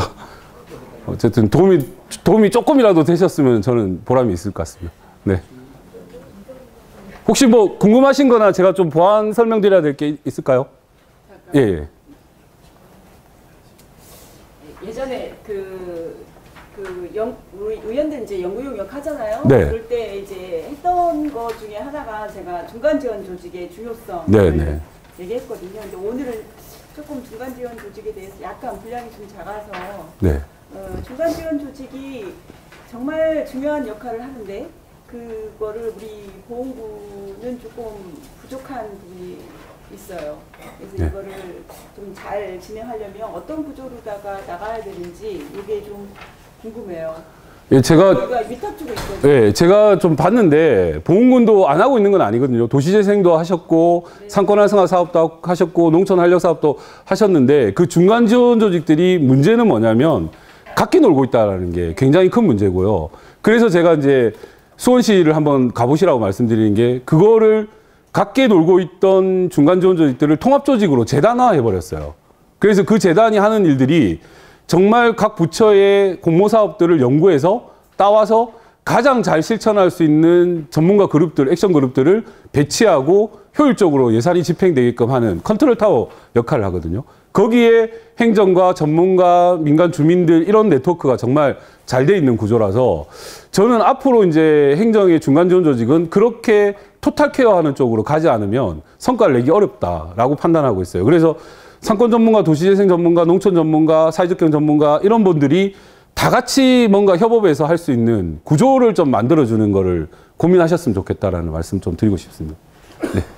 저희가 지금 현재는 그 활력센터 안에 도시생도 들어가 있고 이런 구조로 다 돼 있잖아요. 네. 근데 이런 구조들이 분리가 돼서 연계가 돼야 되는 이런 걸 이것도 가능하게 해야 되는 그 건지. 재단 형식의 좀 그 통합된 조직을 좀 만드실 필요가 있고요. 이게 중간 지원 조직의 맹점은 뭐냐면 대부분 다 마중물 사업으로 진행되기 때문에 한시적 조직으로 존재한다라는 문제가 있거든요. 근데 이제 수원시 같은 경우는 이거를 상설 조직으로 만들었고 상설 조직으로 만들면서 다만 이제 인력의 탄력성은 좀 좋습니다. 왜냐하면 그거를 고정 예산을 투입해서 계속 지속적으로 그 규모를 유지할 수 없으니 딱 고정적으로 유지할 수 있는 팀장급의 전문가 몇 명만 딱 고정으로 두고 있고 프로젝트를 따올 때마다 탄력적으로 그 예산이 따워지면 그 예산에 의한 인력들을 충원하는 형태. 이런 식으로 좀 플렉스블하게 움직이거든요. 그러니까 저는 군 단위에서 아마 수원시 같은 특례시 같은 대규모 조직을 구성하기는 어렵겠지만 기본적으로 이런 지역 활력을 고민하고 있는 거점 상설 조직을 중간 지원 형태로 두고 그 다음에 농촌 활력센터라든지 상권 활성화 뭐 추진단이라든지 도시재생 현장 지원센터라든지 이런 것들을 총괄해서 같이 고민하는 이런 형태의 조직 운영이 좀 필요할 거다라는 생각이 듭니다. 네. 맞습니다. 그 지역마다 젠트리피케이션 효과 그런 것들이 많이 발생하잖아요. 네. 지금 사례들을 보면은 네. 다 지역의 땅값이 올랐다, 뭐 네, 이런 네. 올랐다 이런 말씀인데 네. 그런 거에 대한 해결 방안들은 좀 젠트리피케이션은 정부 지역 상권 활성화든 도시재생이든 농촌 활성화든 예산이 투입될 때는 젠트리피케이션 방지 상생 협약이라는 걸 하라고 하는데 사실 의미가 없습니다. 그게 법적인 효력을 발생을 못 하거든요. 근데 저는 말씀드리고 싶은 게 제발 젠트리피케이션이라도 한번 일으키는 사업을 좀 해보셨으면 좋겠어요. 네, 맞습니다. 저희도 도시재생하고 나서 딱 4배에서 5배 뛰었거든요. 근데 젠트리피케이션이라고 얘기 안 해요.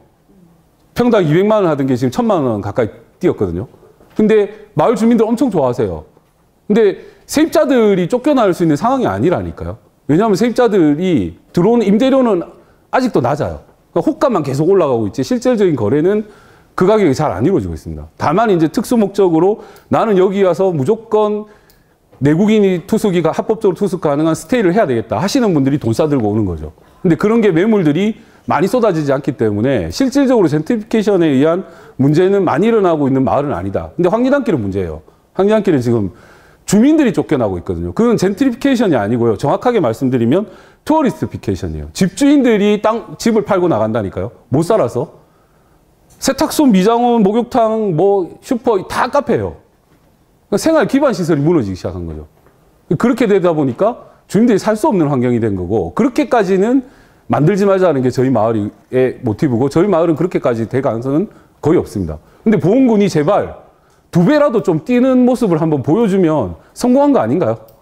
네. 그런 현상이 한번 일어나 봤으면 좋겠어요. 네, 그러니까요. 네. 네, 저는 이제 송리산 같은 경우는 네. 땅이 소유가 절단이거든요. 네, 네. 그럼 여기서 만약에 사업이 성공하면 그렇죠. 할 수 있죠. 네, 그렇죠. 네, 그 네. 부분에 대한 네. 염려가 조금 있긴 해요. 네. 맞습니다. 감사합니다. 네, 고맙습니다. 교수님, 네. 이제 시간이 별로 없는데 네. 제가 원래 아, 목소리가 네, 좀 네, 커요. 네, 네. 이제 시간이 없어서 긴 질문을 못 드리고 네.